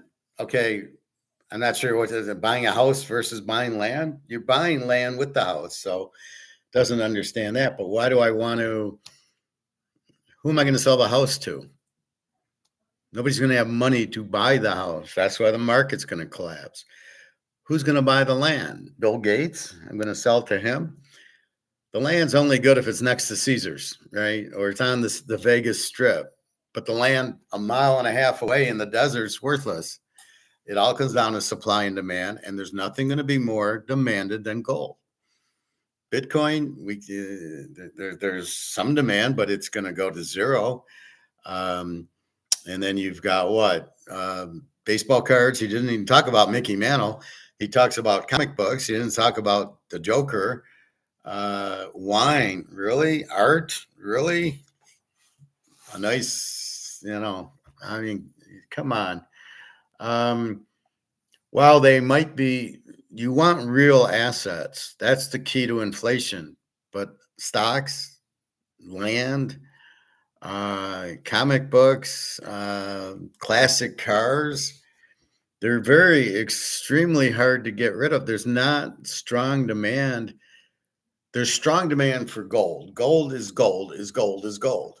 You want gold, boom. You don't care if it's Philharmonic or if it's Cougaran, Maple Leaf, US dollar, quarter ounce, half ounce, tenth of an ounce, a James Bond, the other things. You don't care about that. You want to buy gold, right? You want to buy, I want to sell the Batman comic. I don't want to give it to you. I don't want it. I don't have money for it. A classic car. I don't have, I mean, these are luxuries when the economy's doing well. I got an extra $100,000. Why don't I buy a '63 Chevy or something? Or these other, bottle of wine. They're great with good economies. People have too much money and they've got $1 million in the stock market. They're going to buy. The average guy is not going to buy any of this shit. And look at us buying gold. We aren't buying gold. I don't know what he's talking about. Gold bars. Is anybody going to buy a 400-ounce gold bar? Jesus, we're just trying to buy ounces of. We're just trying to buy a 1-ounce gold coin, or maybe 2 of them or 3 of them. I know my friend at work took $100,000 and bought. He got 55 of them, but I bet he hasn't had money to buy any more. So I mean, that's the thing. Gold and silver there's huge demand. It's easy to get rid of. You go to the jewelry store where you bought it, you give it to him, he gives you the money. But you don't even want them. You don't want things in money. So what is all the classic cars, what are you going to do with them? Which is the one I can sell? Because there's different classic cars. Oh, I want a Toyota. I want the Ferrari. I want the Mercedes. I want, whatever. You're very limited in how are you going to sell it? Who are you going to sell it to? Gold, silver, we have no problem selling it. And we have no problem with it going up. And we don't have storage issues with it. And we don't care about a fucking interest rate or dividend because we're going to watch it go up 1,000%. What do you mean there's no dividends in it? Let's take a look at this idiot. Okay, so let's go to gold.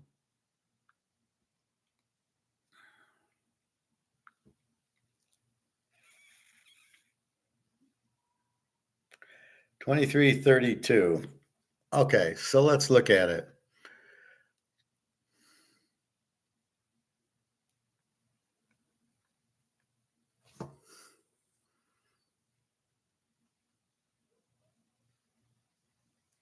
Oh, come on.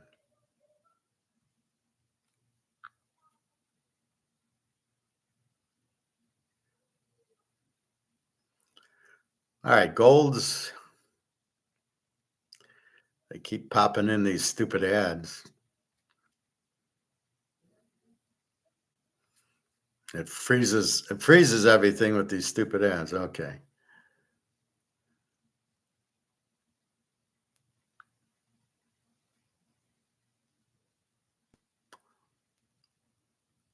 So let's look at gold for the last 6 months. It's gone up $265 or 13%. Is that not a dividend, or what are we talking about here? Okay, the last 30 days it's gone down 1% because it was 2,400. But look at today, it's gone up 0.3. Okay, so what is this point? What is this 12.91? Is this not a dividend? Or let's look at the 1 year. It's gone up 21%. Is that not a dividend? When you look at a dividend in stock, you're looking at a year. So I get 21% for a year. I get 65% for 5 years. What the fuck is he talking about? Oh, there's no dividends.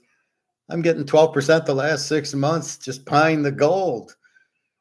What is he talking about? Yeah, this is what frustrates me is that thing, because it's clearly not a dividend thing. It's not a stock. Why do people keep wanting to make it a stock? I don't know. So let's look at silver.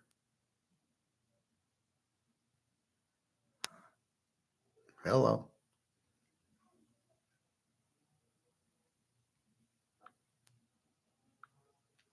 So if we look at silver for 6 months has gone up 23%. Forget the years, 27, but for 6 months, 23%. And how much are you getting on your Coca-Cola dividend? 3% on your best stock. Are you getting maybe 5%? And you got to wait a year for that?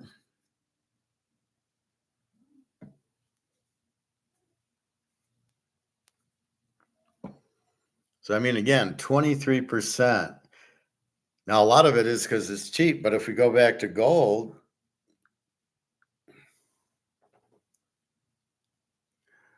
right? Gold's 12%, and it's something that's been like $2,000. The silver is only $30.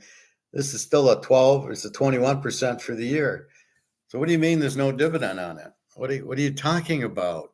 Who needs a dividend? The price itself goes up. And the fact you don't understand it's price fixed, and this is the paper price, and brics is going to bring in a gold-backed currency, which is going to make a physical price.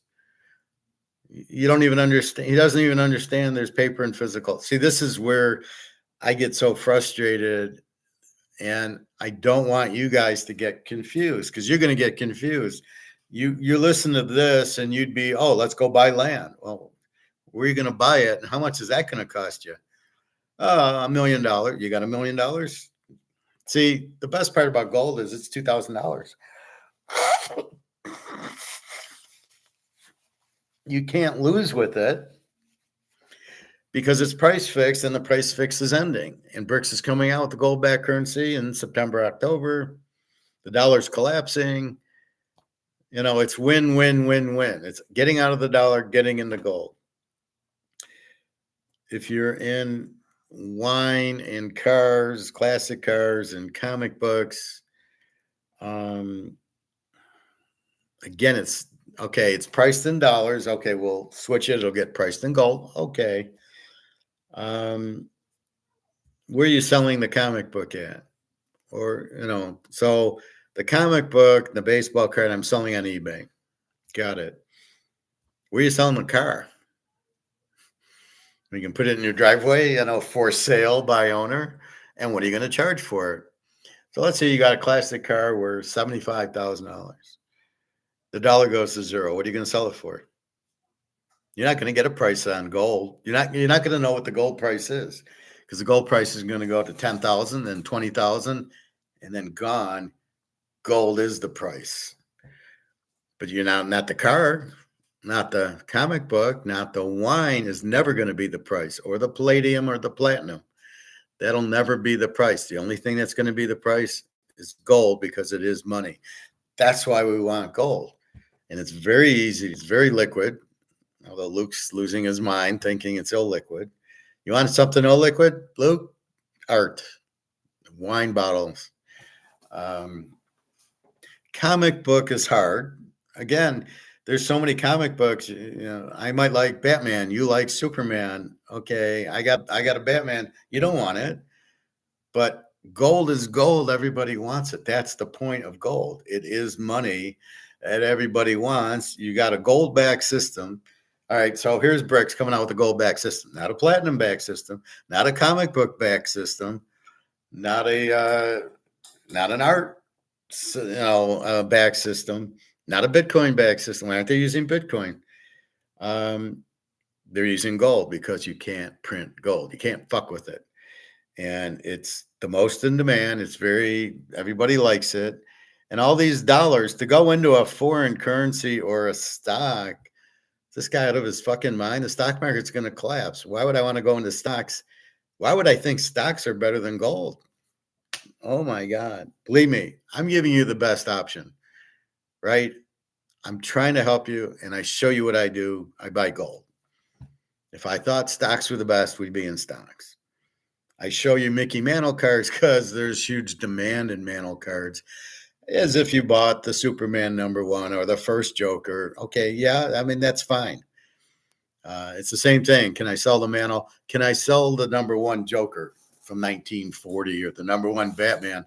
Probably there is on eBay. I could probably do it. Outside of that, no. But I can sell this Mahomes card, or I could sell the Montana rookie, or there's the Earl Campbell rookie, and the Walter Payton rookie, and the Jerry Rice. I mean, so there's everybody knows that. What kind of wine are you going to sell? That how are we supposed to know unless we're a wine guy? Then there's Picasso and Van Gogh, but we can't afford those. Those are $1 million. And when the dollar goes out, they'll get repriced in gold, just like a house will. Land, I don't know what you're going to do with land. Who's going to want your land? Like I said, unless it's on the Vegas Strip, I could buy land, out by a park. Is it going to go up in value? Is it going to have a value? Who's going to want it? Who's going to say, I want the land? Only if you're going to put a farm on it or a golf course or something. So I don't buy the land and the wine and the art that's better than gold. I do believe in real, and again, land, you must be on the Caesar Strip. Okay.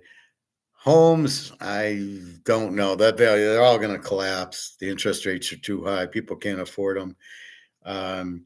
Classic cars is very specific to a 63 Chevy or whatever the fuck you're selling, a Corvette. If you're not, so that's why it's hard. It's okay, but then they're expensive. It's $100,000, let's say, for these classic cars. Who's got $100,000 to buy it? Where is your buyer? Where is the market? See, it all comes back to economics. It all comes back to the market.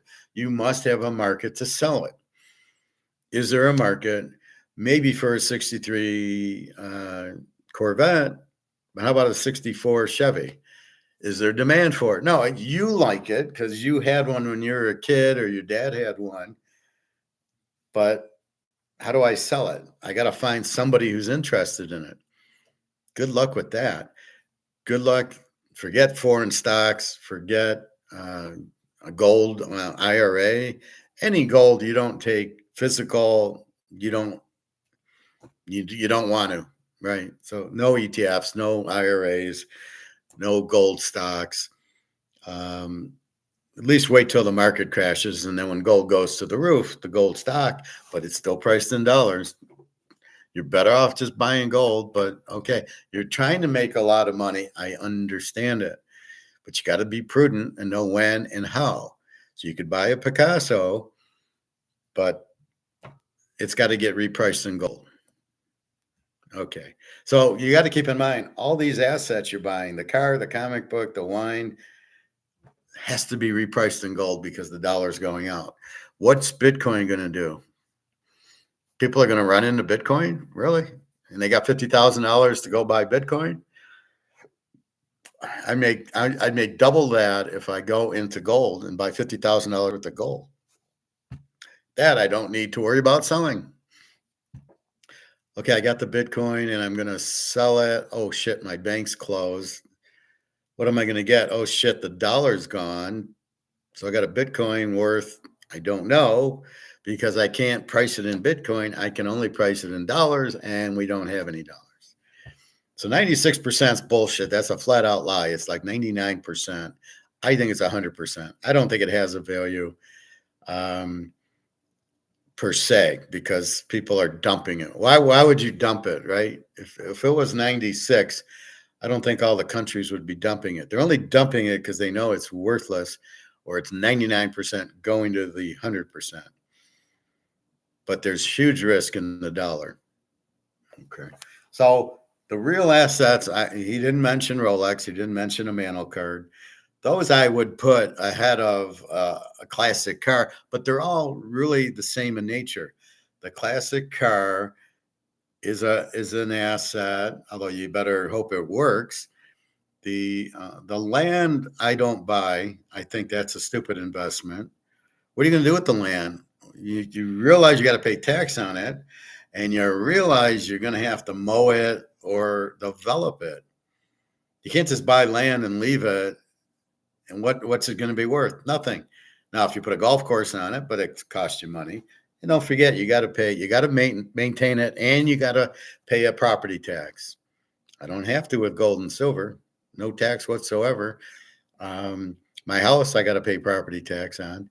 Do I pay tax on the painting? No, I don't think so. I just sell it. But can I find a buyer for wine? And the comics are much harder than a Mickey Mantle card. So let's just say Mickey Mantle card.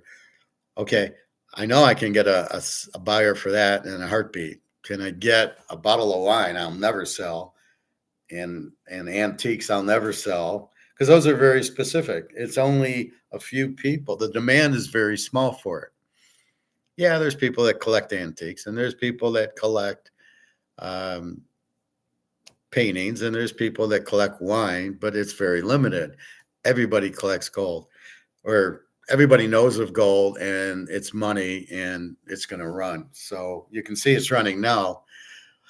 So that's where I'm at with this guy. I'm glad I found this to kind of disprove all his theories. I mean, first of all, gold's number one, physical. You got to take it. You can't put it in an IRA. See, look at his this has got to be done by a government guy, a Keynesian, because what's he saying? There's 7. I'll include gold, but you really want the IRA. No, I want physical. I don't want paper. I can't take delivery of it. I'll never get it. What are you talking about? When the dollar collapses, my IRA goes to zero, you idiot. My pension goes to zero, you idiot. All the outside currencies go to zero, and all the outside stocks go to zero. Why would I want to be in a foreign currency or a foreign stock market? Yeah, go into the Chinese stock market. The Chinese don't trust it. They're all buying gold and silver because they don't trust their own stock market. The housing market collapsed. You're not trusting Russian stock market. Japan's crashing. So, see, this is the problem. The guy talks, but it's bad information, and it's going to fuck a lot of people over. If you were to listen to this and say, let's go buy land, how much are you going to get? I mean, I don't know who his audience is. My audience is anybody, right? So even if you're Greg John and you don't have a lot of money, as he claims, you can still go buy 10 ounces of silver for $300. And if he doesn't have that, shame on you, Greg John. But you can buy that. You go to the gold store, you buy it, you walk home, it's physical. Okay, not a problem. But how are you going to go buy land? What are you're gonna buy? You're gonna what? Need $100,000, $500,000 to buy land? Well, who has that? Oh, I want to buy a house. Well, they're good luck with the interest rate. So who are you think your audience is? And stocks and buy. There you go. Well, where were you, Greg and John? Nick's going to Vegas. What's your plans? What's going on? I showed the video. I don't know if did you see the video I just played on the 7 different investments you can make? 7. Did you see this video I just showed? It's 12 minutes. My point is, like, a lot of the stuff is expensive. My point was, you don't have money to buy land or buy a house or buy a nice comic book or buy a big bottle of wine or a Van Gogh or a Picasso painting, because the rest you're not going to be able to sell. See, the taste, it's too hard to get a market, right? The market cannot, there's one gold market and they don't care what kind of gold it is. I'll take the Cougaran, the Maple Leaf. It's gold. I'll take it. But art, it's very specific. Land, it's all location. A house, you got to have $500,000 at least just to buy a normal little house, and the interest rate's going to be 10% on you. They might say 7%, but that's like with 800 credit. You're a regular guy, and are you working now? I know I'm not working. I don't know if I could get a house now. I guess with my gold, but gold's too cheap to get rid of it now. So that's the biggest problem with this guy's premise is it's not, what's he talking about? He doesn't understand economics. And when people don't understand economics and inflation, where the money's printed and it goes to zero, and to suggest other countries' stocks and mutual funds, he doesn't understand they're all tied to the dollar. The value is because we buy the stuff. If our dollar goes there, we're not buying anything. That's why China's a little scared to go on the gold standard, is they know that will explode or implode, and then they'll lose that. But do they really want our dollar that's worthless? So I don't know that we're really good customers. I don't think China's thought that through. But my point is that, why do I want to be in China's stock market? I don't want to be in this stock market.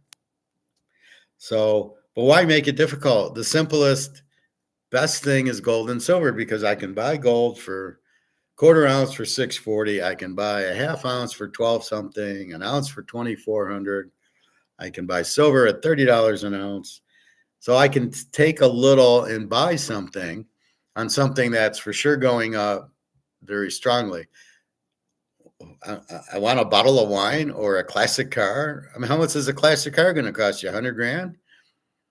That's what I want. I mean, his things are very expensive and very limited base of customer, right? Like I said, a 63 Chevy, how many people want one? Well, I got it. It's worth $90,000. No, it ain't. It's worth what you can get in an auction is all that it's worth. You don't know. It doesn't trade like gold and silver. Yeah, okay. I mean, that was his gold, and it wasn't even buy gold. It's buy an IRA because it costs a lot to store it. I'm like, fucking buy a safe, put it in the safe. Tomorrow I'm going to go buy it. I'm going to get for half ounces the containers that will fit into the white silver container. Because with gold, I always wrap it in the plastic, right?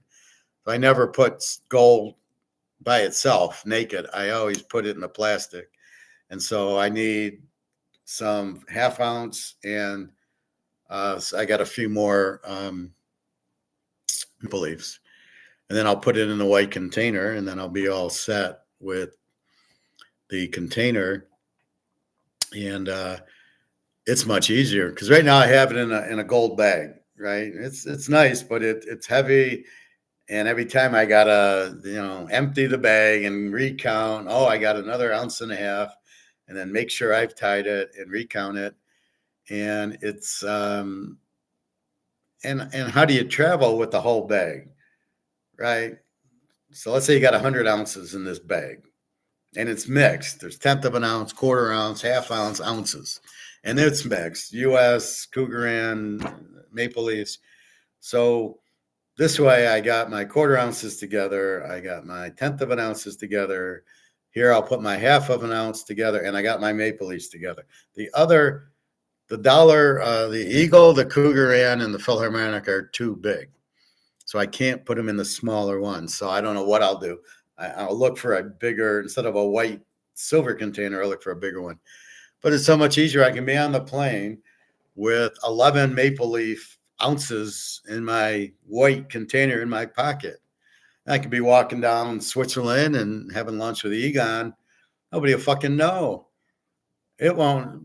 They'll be clueless. I'll just be walking around like just, and you can't, it'll be in my front pocket versus carrying a bag of gold and somebody steals the bag. But if I got the white container, no, I'm not going to bring 11 ounces. I mean, unless it really gets desperate. But my mind is, and then I can start mixing it with the silver. So right now, all the silvers together, all the 20 ounces.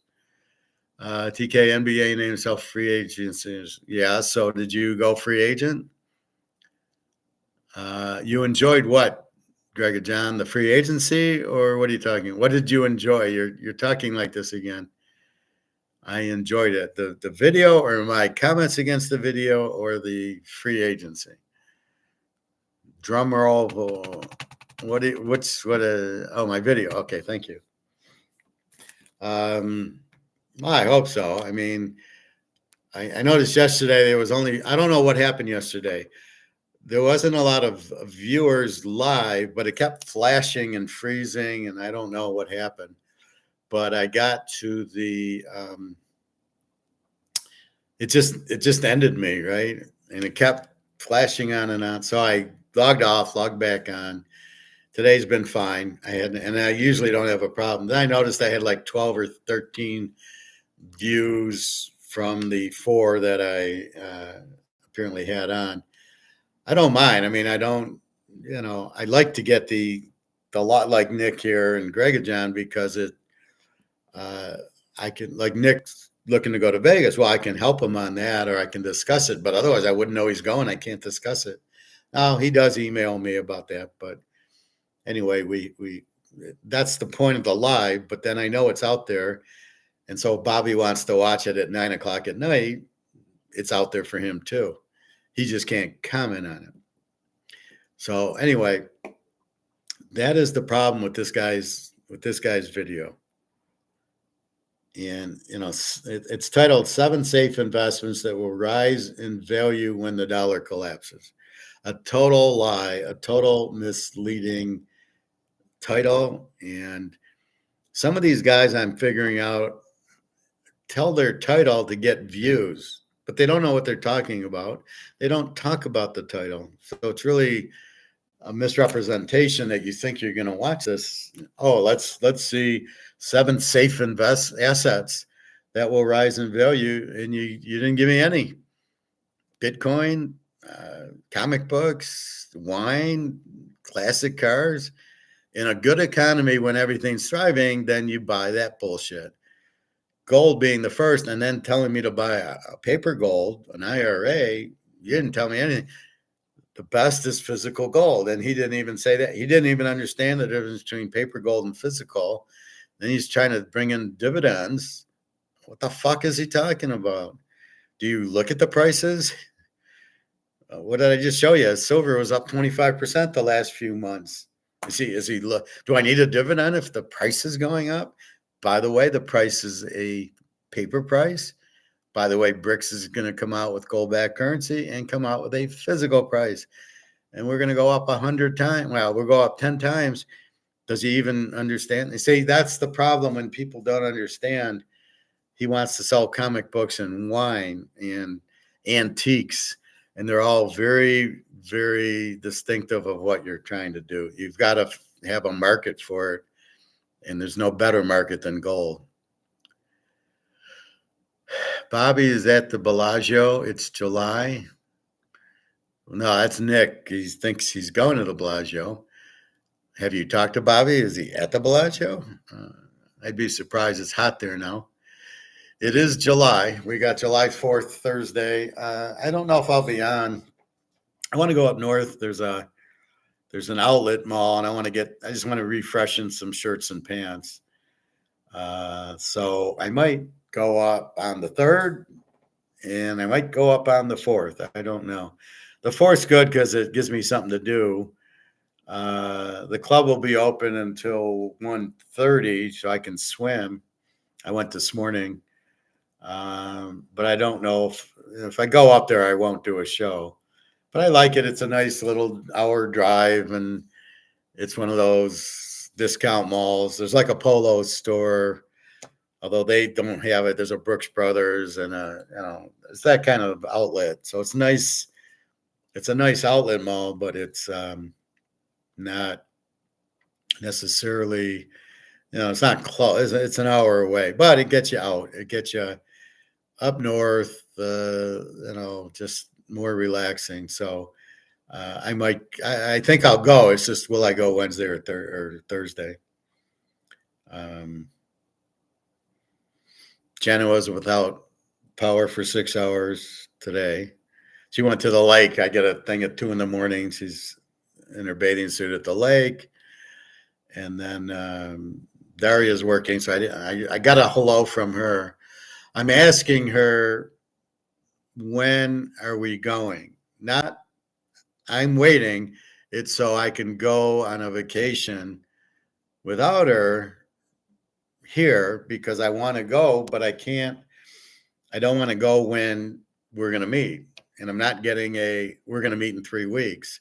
I think it's all up to the mother. And it was my suggestion July, because August is really hot in Europe and more expensive. A lot of people go on vacation in Europe in August. So I'm just trying to she probably doesn't know, but I just want to say, okay, I'm going to go in a couple of weeks, maybe to Vegas or maybe, somewhere. And this way, if I go, I don't want to be there. And then you say, okay, now we can meet. And knowing Daria, she'll give me 2 days notice. Yeah, my mom's coming tomorrow. And then we no, give me 2-3 weeks notice, because Jenna does that. She'll say, I want to go to Germany to visit my friend tomorrow. And then she wants me to come. And I'm like, yeah, I need at least 2 weeks to book a trip to Germany. What, are you kidding me? Really, I just got to book the flight, but the hotels aren't usually a big deal. So that's where I'm at with her. So I'm trying to not pressure her. It was very delicate. I didn't want to pressure her. And I know she's saying, just, can you wait? And I said, yes, of course I'll wait. And I will wait, but I just don't want to be frozen from going to Vegas. And then she said, oh, we can meet. And then I'm in Vegas. So I got to try to get something like, no, we're not meeting in the next 3 weeks. Fine. Okay. I'm out of here. I'll be traveling, and when you're ready, just give me the note. So she's been working, and that's it. So again, waiting for BRICS currency. Should be September, October when they go gold back. 40 countries are going to be joining BRICS in the summit in October. They definitely want that gold back currency very soon. And I think a lot of it is the oil producing countries, Saudi Arabia, UAE, and Russia. They're getting tired of they don't want the other countries' currencies. I don't want yuan, I want gold. So that's kind of where that is. So just keep that in mind. You really don't want to get caught. So the one thing the guy didn't say, 23.32, 29.45 silver, 23.32 gold. The one thing the guy didn't say is get out of the dollar. So he's lying. He says, well, the dollar's collapsed 96% since 1913. It's at least 99%. But the first thing he should be saying, which is the first thing I say, is get out of the dollar. It's crashing. It'll be zero. But he doesn't make that comment. And then he counts 6 bullshit things to get into, and he lists gold at the 7th place, not the 1st place. So, I mean, we bring up the baseball cards, but I would go to gold first and the mantle card second. There's more demand for gold, and it's cheaper. It's going to go up. All these things you talked about, wine and the classic cars and the land and the house, it's already high. Right, they're already in bubbles. They're not cheap. Gold's 23.30 going to 20,000. Right, it'll stop at 10,000. Oh, it's going to 3 to 10 to 20, and silver 30 to 100 to 500 to 2,000. So you not only are you getting them cheap, you have no risk, and they can't go to zero. They have no risk, and they're about to explode. Why would I want to buy a classic car that is valued at 100 grand that might go down to 50 grand when the dollar explodes? Who's going to have money? See, a lot of the hidden thing of going on here is people are not prepared for this, except for us. Most people aren't prepared for the dollar collapsing. Like I said in the locker room, the guy said, "Oh, it's a Mr. Conspiracy Theory."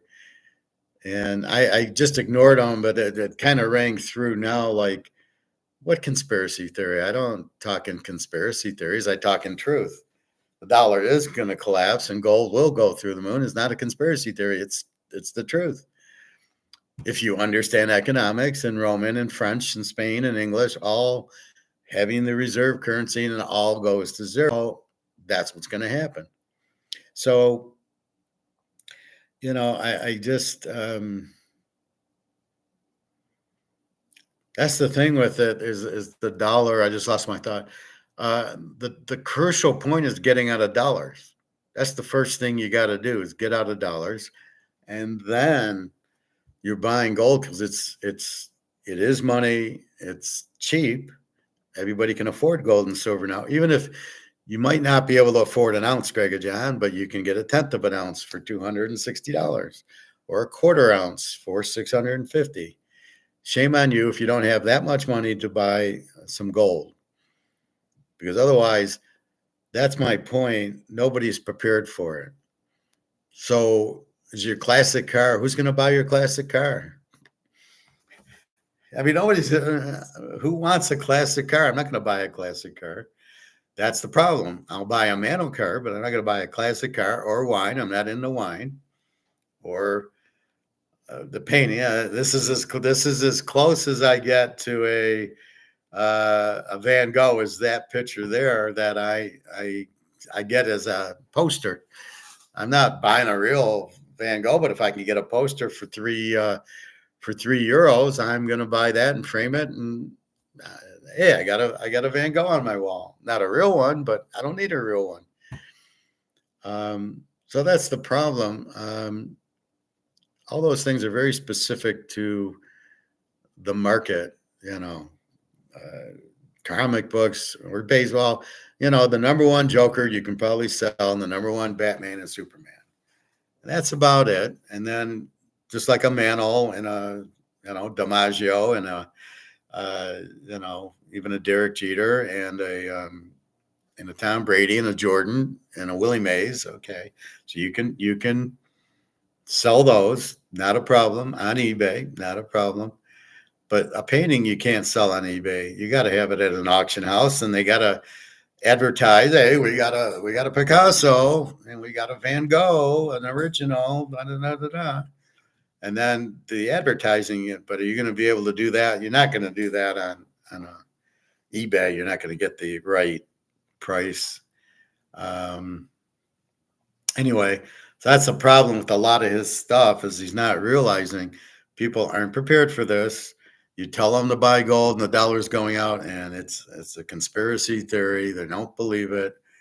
So except for us, who's going to be prepared with they're out of the dollar, they're into gold and silver. Who else is going to be prepared? So we can go along and we got gold and silver and we can, I'll buy, but I don't want a wine or an antique or a classic car. I do want gold, and I'll take a Mantle card, so it's all up to what I want and what I can afford with my gold and silver, provided I have gold and silver, which we do. But if you don't have gold and silver and your dollar goes to zero, right, who's buying your land and who's buying your house, who's buying your classic car? So this guy's in so far over our head, but it's good because it got us to talk about how stupid this guy really is. And he really is stupid. So that's why sometimes I do play those stupid ones to prove a point and get us to it. But really, what do I say? Buy the gold and the silver, get the Mantle card, buy the Rolex. He disregarded the Mantle card and disregarded the Rolex. I'd rather get a $50,000 Rolex at least it's a nice collectible than a car, which is going to be 100 grand, or a bottle of wine, really, or land. The land in the house is a lot of money, and if you don't have dollars, you're not. Why would I want to buy land? I'm only buying land because it'll hold value. Well, it won't. The land won't hold value unless it's next to Caesars. It's not going to hold value. The house, unless it's location, will hold its value. So, TK, I see they have classic car auctions so people buy them. Yes, I understand that, but it's probably very limited. And when the dollar crashes, only the people with gold and silver will have money. You got to realize Warren Buffett and Gates and all these idiots will have monopoly money. They won't be able to buy it. So who's gonna, so not only you got to get a classic car guy, but he's got to have gold and silver because his dollar won't be worth anything. Who do you like, Biden or Trump? No comment. Jason Tatum signed for the Celtics. I don't know what that means. So he was a Celtic, and 314 million. How many years? And seems expensive. I mean, I don't buy that, but this basketball 304. See, again, that's inflated dollars. So he's really getting like $3 million. And if he doesn't turn it into gold, it won't matter. It'll go to zero. So I wonder what these players put in their contract. So if I'm Jason Tatum, you want to make me that deal, I'm saying I want gold for it. I don't want dollars. You're going to pay me in gold, which is what I told Bobby to do. I said to renegotiate his contract because he gets like what, $1 million a year for 100 years. So I told him to change it to gold, not dollars. Because what's he going to do when the dollar goes out? He's losing money every year because of the inflation. So I said the $1 million he got in the first year of the contract is worth a lot more than the $1 million he's getting now. So I don't know. I said I'd fire your agent on the spot. It was the stupidest thing you could have done. I get you want to get $1 million a year. I mean, the concept was smart, but the payment should have been gold. Then if you got $1 million in gold for 30 years, you can't lose. But every year since the first year, you've been losing. You haven't been getting the full amount. And now you're not getting anything. You're getting very little. Again, inflation is the purchasing power. What you can buy with it is money. And you can't buy that much with it. So anyway, that's the concept. So yes, the classic car auctions but it's how many people are buying it. Do all the cars sell? I mean, they only buy if they think they can make money. Do the buyers actually love the car, or do they think they can flop it and make money with it? But only the gold people will be able to buy the cars, not the monopoly people. That won't happen. I mean, what are you going to do? Okay, so it's nice. It's a classic car. Yeah, I'd rather have a Mercedes that's brand new than that, unless you're trying to avoid the homing devices they are going to put into them. But yeah, no, that's the problem. Getting the market right. So, like I said, even with the Batman comic, I gotta have Batman people. I can't have Superman people. I'm going to buy the Batman comic. Everybody will buy the Joker comic because he is adorable. But that's probably the one guy that if I was to buy a really collectible first edition 1934 comic, it'd be the Joker. But he's probably the most popular villain of all the villains, and in these things. That's what makes Batman Batman is the Joker, not Batman. Hate to break it to Batman, but put the Joker in the movie and everybody watches it. You get Bane in the movie and everybody goes, really? This is the best you could do is put Bane in a movie? I think he was going to put Joker in the third one, but he had died, so they didn't do it. But that's a shame. But anyway, so that's really what you have to realize and understand, and that's what I try to teach you with the market.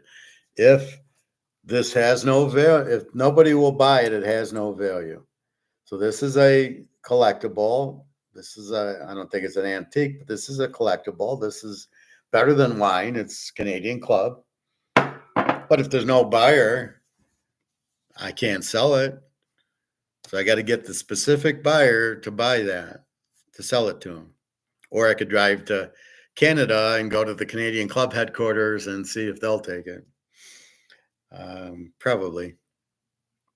So that's the point that he doesn't understand. You don't need dividends with gold. The price will go up because it's been price fixed. And we're finally going to get to a free market, physical price of gold, where at least with brics, it'll be much higher than 23.32. Oh, we're up $6 today. Huge day. Only two put options at 23.38 and at 23.32. So that's really what you must understand competition and supply and demand. It only works if there's demand for your product. So that's why some antique vehicles will work, some wines will work. Picasso and our friend over there, Van Gogh, will work. Most won't. And then Batman and the Joker will work, but the rest of the comics won't. Mantle and Brady and Jordan will work, but not Barry Bonds for some reason. No offense, Barry. You're the man, but so only specific ones will it work with. And then you have Land's, that was his number one. I wouldn't even have that on the board. Land, if you don't develop, is worthless. And a house with these interest rates going up because of the inflation, because of printing the money, which he probably doesn't understand, then what good is a house? It's and these things cost you $500,000-$600,000. Where I can get a gold coin, I can get a quarter ounce for $640. And I'm dancing down the aisles when I get it. So, a lot of his things don't make any sense, unfortunately. All right. Let me quickly go through NFL Week 1. I probably should do it tomorrow. We'll do it tomorrow too, but I'll just quickly go through the games and the lines as I had them. Just to do it real quick, keep in touch with football. Yesterday I did the Week 1 college. I did some more research with my Gray Sports Almanac and updated my spreadsheet a little bit more. I'm almost done. I'm in the ACC, then I got to do the AAC, and then I got the AAC, then I got to do Atlantic Coast, then I got to do Big Ten. Then I'm done, and then I'll translate my spreadsheet onto my betting sheet, and I'll rank the teams as close as I can. But a lot will be like Tulane. I was reading on Tulane today, and they're going to be, the coach went to Houston. They got a new coach in. They're still supposed to be a good team. So that's what we'll keep an eye on, is Tulane still being an A team. So we'll see. Anyway, real quick. See, for me, 2.5 hours. You know what? Let's do pro. Well, let me quickly do it, and we'll do it tomorrow. KC 3 over Baltimore. Thursday night, 46.5 over under.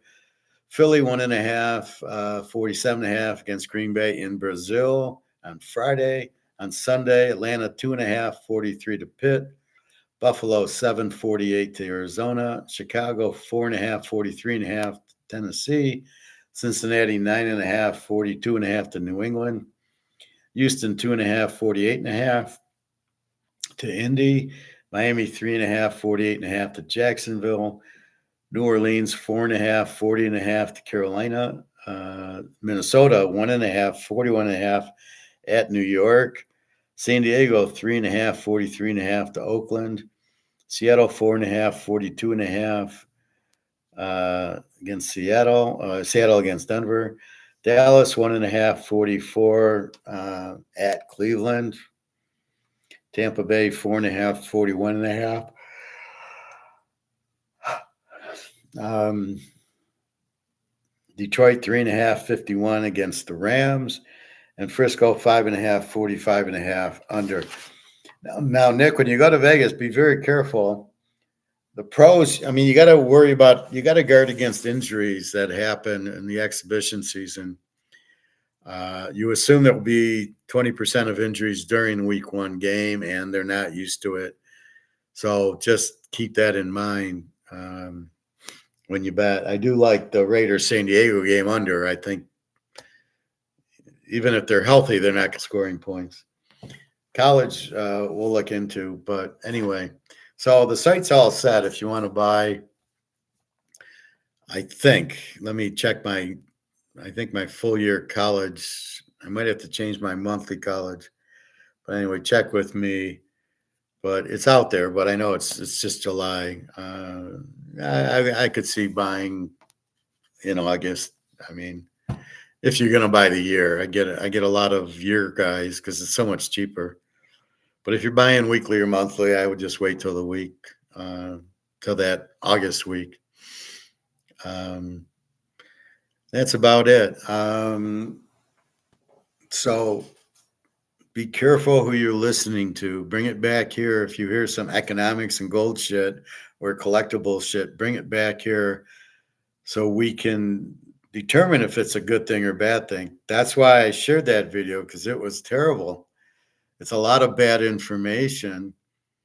He doesn't ever talk about the dollar going out and being worthless. And then he never talks about why would gold be the last. And he doesn't even talk about physical gold because storage and dividends, all the bullshit of gold that isn't true. So be very careful about that. You want to try to not listen to those type of people, which is my argument about it, is be careful who you're listening to.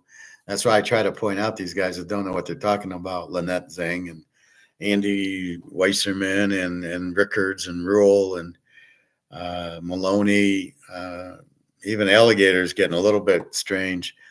Mark McGuire we listening to, and Egon, but not his friend Matt Pavlich.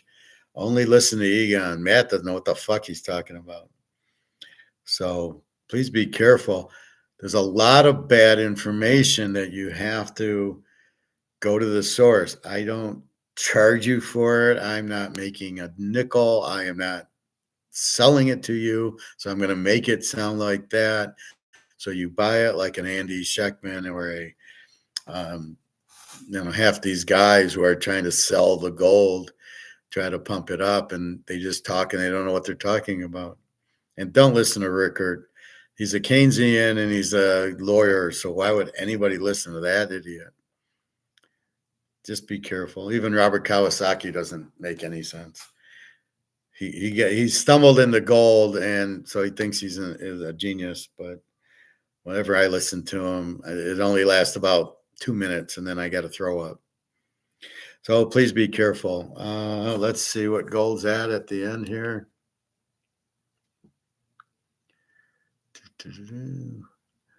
Gold 23.32, 630. Silver 29.44. I really expect July 3rd, July 4th, and maybe even July 5th, this market to go through the roof, because the U.S. is the one doing the derivatives, but they're off for July 4th for the holiday, which means they're probably off on the 5th, knowing these guys, and probably even in just the morning on the 3rd. So look for this to really zoom on the 4th and 5th, that we might see 2,400 again, because they won't be able to keep the lid on it. And I know Canada's trying to, help keep the price down. Canada's totally bankrupt. Get out of Canada. Our buddy who bought the house, good luck. I feel sorry for you. I warned you and tried to tell you to not buy the house, to buy gold with it instead, but you didn't listen. It's a total mess in Canada. Heavy inflation. Nobody can afford the houses. They're just buying them to rent them out. They're not buying them. Like one family isn't buying to live in it. The guy's buying 5 houses to rent them out. Good luck with that. Nobody can afford the rent. I mean, it's insane there. Anyway, I think that's it. www.teaserking.com. Have a wonderful night. Have a wonderful 4th, but I will be on for sure. Probably tomorrow. I can see being on the 3rd. Even if I go, I'll probably try to go early and then get home to do the class. If I don't do it on the 3rd, I'll do it on the 4th. I know I do it every day, and I hope that doesn't overkill, but there's some important facts that we keep finding, and the gold price and the COMEX and the baseball picks. So those are pretty much daily. Football we like to talk about, and then Greg and John wants to talk about the Jack Tatum. So anyway, have a good night, everybody. Be good. Enjoy your 4th of July. Go buy gold before you can. That's all I can say. That should be your 4th of July present. Should be at least 5 ounces of silver, a 1/4 ounce of gold, something like that. All right. Take care, everybody.